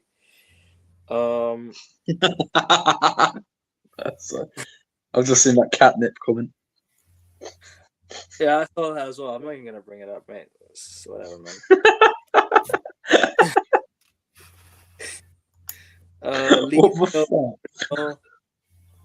fuck? Fulham 3, Burnley 1. Did we cover any other games? Miss any other results? Newcastle 1. Oh.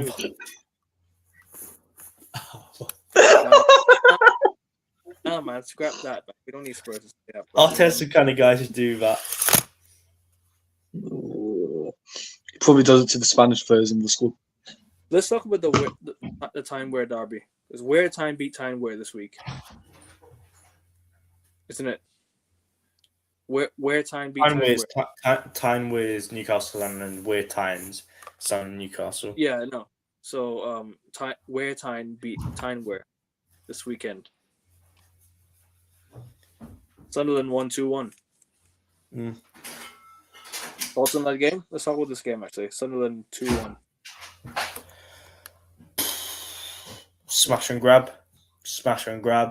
Sunderland getting a double over their local rivals once again. They haven't lost in the derby since, in that particular derby, should I say, since 2011. Gordon got the opener after a wee bit of a mistake from O'Neill, or O'Neill, however you pronounce it. I think it's O'Neill. But the goal scorer? Gordon. No. O'Neill made a mistake, the Sunderland captain, but Gordon scored. Voltemade assist. And then Shamsdin Talbi, I think that's his name, got the equaliser. Pretty beautiful goal, if I recall. And then winner from Robbie. Ramsdale doesn't parry out his first shot properly and then gets tap in, scores a winner. Bash. Proper derby. And yeah, Sunderland leapfrog their city rivals. Boom. Josh, you want to add anything on the Time Wear derby? Why not? Sunderland own this fixture. There's nothing more that needs to be said. Wonderful performance from the Mackems. Yeah, the Mackems. Newcastle, I mean, Eddie Howe, I think the position is nearly untenable now. I think a large percentage of Chelsea's are getting very angry with him now. Obviously, having lost 7-2 in midweek to Barcelona. Alongside getting knocked out of the only competitions that they had a chance of winning, both to Manchester City in the semi-finals and in the round of 16 of the FA Cup. I mean, patience is wearing very, very thin. And if you ask a Georgie, what game do you want Newcastle to win more than any? It would be at home to Sunderland. They've ended up losing it, 90th minute winner.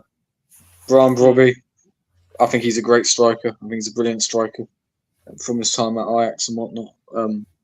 He always seemed to bag there, and he's doing the same for Sunderland right now.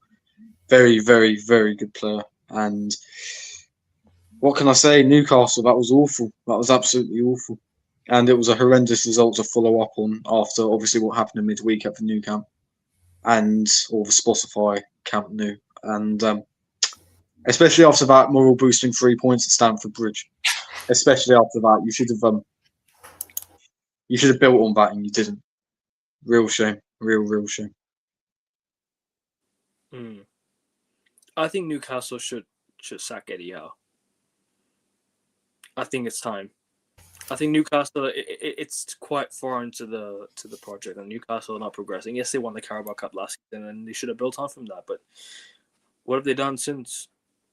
They've got knocked out of the Champions League. They've not really built a good side. Yes, I did mention in the past that Newcastle is not an enticing project or enticing place for people to go to and play for. However, it's still, the money is there. Newcastle have the money, but I think they're not gonna spend it, and their owners are not doing what's required. So they wanted Mike Ashley sacked. Who Mike Ashley was a terrible owner, but then they brought in the Saudi owners, and what have they done ever since? Yes, they've spent money on players that have been good, but Isak's now gone. Bruno Guimaraes, Sandro Tonali, they're probably going to leave very, very soon. A lot of the big clubs want to snap up their players. Good players that they have. Lewis Hall, decent player. Livramento might want to leave very, very soon. They've got some players that could get snapped up by big clubs. So yeah, man. I just think, look, Newcastle need to really, really sort their shit out. Start spending money on the club. Start becoming more ruthless.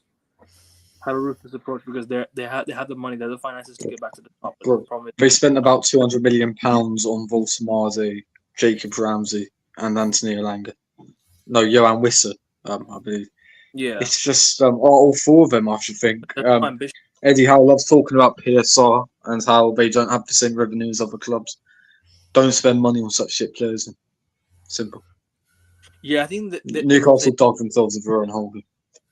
They're replacing PSR with CSR next season, right? If I'm not mistaken, I think they're replacing it next season. PSR is leaving next season already. I think they're removing it for another thing, so that could be one that benefits Newcastle. But will it really help them build for the future? I don't think so, because, like I said, people would still rather go to a London-based club or Manchester United or Manchester City, Liverpool, and stuff like that, than a Newcastle that's very, very far away from London, But yeah, I just think that's just what it is. They sold Isak for 125, but did they really, replace him? Not really. Yeah, they still had a loss in the summer signing 4 shit players. It's not good enough. Yeah, man. But Newcastle have a lot of problems they need to fix, and that's something that Eddie Howe and everything needs to work on. I think Eddie Howe needs to go though still. Any last thoughts on the Premier League weekend? I guess. I mean, we've covered a lot already. Unless you want to... Leeds versus Brentford was fucking awful. It was me and Jack watched that. It was a death game. Neither side seemed too intent on attacking. So. Do you want to talk about Villa West Ham or no? Well, it's annoying that Villa decided to win that game of all game weeks, considering we could have feasibly seen Spurs in the relegation zone, but obviously not. It was a big win for Villa in the top 5 race. I thought they'd continue to drop points, but fair play, they managed to get the win against a tough side battling relegation. So fair play, they live to fight another day. Yeah. What else can you say? I just think, look, if it was a draw, then I think they'd have been tied on points, but the goal difference still separates them two. So Spurs wouldn't necessarily be in the relegation zone, but they'd be level on points with the relegation zone, and that's scary for them. You know what I mean? They're not even with 10 games to go. They're on 30 points, not even past 40 points yet. But yeah, West Ham, Villa. Villa won. Big week for them. They need to win that one to close the gap on United. What else are they going to say? West Ham need to win this next week. They need to win the next week's game or something like that. I don't know when they're playing. I need to have a look real quick. Oh yeah. Oh no, I forgot. Sorry. West Ham are playing Wolves next. So that's a relegation kind of fight. So they're gonna need to win. Yeah. Sure. But any other thoughts on the Premier League weekend? And we have FPL to talk about before we go. Oh, thank goodness I transferred my captain to Bruno Fernandes. That's all I'm going to say. Literally did it last. I told you guys. Remember last second and the deadline literally happened. Literally did it last second. Who did he captain in his place? Harry Wilson, which would have been a huge detriment. No, to be fair, Wilson scored, didn't he? Yeah, but Bruno Fernandes got a goal and an assist in FPL terms, and it was an assist. Oh, fair enough, mate. Yeah, I told you to captain Bruno. Yeah. But we've had another one on the penalty was through the referees, through VAR. Sorry, Josh, continue. No, what else is there? I mean, nothing really good's happened. I think my chances of the title are pretty much screwed now. So I'm going to have to use all my chips in the best way possible over these next 7 game weeks. It's going to be tough. But, yeah, there's nothing else that I can say, really. There's nothing else that I can say. I haven't really paid attention to my team because, obviously, the Carabao Cup final was on. To us, I just don't really care. I just want the season to be over and done with because the football my team play week in, week out is fucking abhorrent to watch. So I just want it done. And yeah, I'm surprised I haven't fallen out of favour with FPL as early as I have done because usually I quit by about September. But I've managed to drag it on for this long. I might as well try and finish strongly. But yeah, Jacques, how did your FPL team get on? Yeah, good this weekend. What the hell? I've somehow gone all the way up to 15th. Wow. I'm actually goated. Anyway, regardless, I got 53 points. Wow. A majority of them are from Kelleher and flipping Bruno Fernandes. Well, not majority of them, but they've got the joint most amount of points that my team could have got. My whole defense just absolutely stinks. Yeah. 53 points. That's all I have to say. Let's go. I got 72 points. Kelleher got me 9 points. Sinise got me 1 point. Lewis Hogg got me 1 point. Matty Cash got me 6 points with a clean sheet. Soboslai got me 3 points with an assist. I think he got the assist. Did he? I think he did. Yeah, he got. Oh, wait, hold on. Did you get an assist? No, he did not. But he got 2. He got 2 points for defensive contributions and 1 -1 for the yellow card. All right, fair enough. 3 points to Dominic Soboslai. Luckily, I transferred Van Dijk out last second, and I brought in what do you call? I think I brought in Lewis Hall. Morgan Rogers got me 6 points. He got an assist. Technically, on FPL terms, got an assist because even if you hit the keeper, if you hit the ball, hits the keeper, and it goes to the striker, it counts as an assist in FPL terms. Bruno Fernandes, the captain, got me 26 points. Harry Wilson got me 9. Brian Mbeumo got me 2 points. Did nothing there for me. Krupi got me 5 points. I think he scored against us. Unfortunately, and Igor Thiago got me 4. I think he got 2. He played 90 minutes. Got 2 points for defensive contributions and 4 points. And on my bench, nothing. Mukiele got me 0. Dubravka got me 2 points, but that's really about it. I think the bench doesn't really count for this week. But yeah, man, it's been a good week for me. Can't lie to you. Been a good week. I'll take it going into next week. Haaland and Gabriel are back, so that could add to a lot of my points, hopefully. But yeah, guys, we're going to discuss FPL next week. Or not next week, the week when the Premier League comes back, which is in 2 more weeks.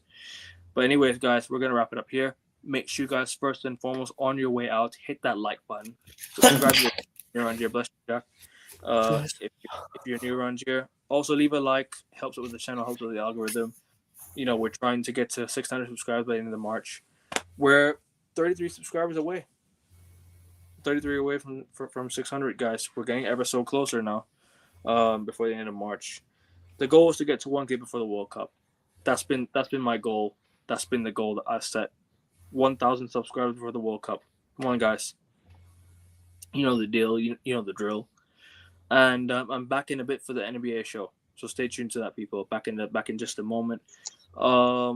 As for Josh, make sure you guys subscribe to Josh's channel. The link is in the description of the video. Make sure you guys go check out Pain of the Arsenal. Get into 50 subscribers so they can go live. Whatnot. Big ups to you, bro. And anything else? Oh yeah, turn your notification bell so you don't miss a live, you don't miss an upload, and you don't miss a video or a post. In general, I did upload a live. I don't upload a live. I did upload a YouTube Shorts today, as well as I did previously on St. Patrick's Day. So make sure you guys go check those out. And any more content you want to see around the Premier League drafts, fun games over the course of the international break, let us know. Me and Josh are back for the Beyond the Ball podcast very, very soon. Also, stay tuned for just the regular shows, F1 shows, Celtic shows, NBA shows, all the good stuff.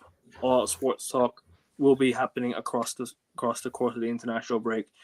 And once the international break is done, are we doing FA Cup preview? I think we are, right? FA Cup preview for the quarterfinals, and then we are going to do a preview for the FA Cup. So do stay tuned for that. And then anything you guys want to add before we go? Any more points you want to add before we wrap up? 3-1 Yuri, 3 Lewis Skelly, 3 Dalman. I'm out. Are you going to say the famous 2 words? I don't think they need to be said anymore. It's not going to happen, despite how obviously it needs to happen. So, what's the point in even fighting it? Jack? I don't have anything else to say. I want to ask you that real quick on the what was the game that I was going to talk about again? Oh, I actually have to ask you a few questions before we go. Actually, Jack, I'll ask Jack. Yeah. What are your thoughts on the United game? Because the referee was terrible that day for us, and I complained about the ref. And also, I asked Josh a question at the start of the show: are Spurs getting relegated, and do you want them relegated? Answer those questions, and I'll wrap up. I didn't watch the match. I don't have much of an opinion on VAR decisions and whatnot from that match, so I can't really say much on that front. And do I want Spurs to be relegated? Yes. I don't need to explain why. Just banter. Yeah, bro. Do you want them relegated or no? Yeah. Of course you do, don't you?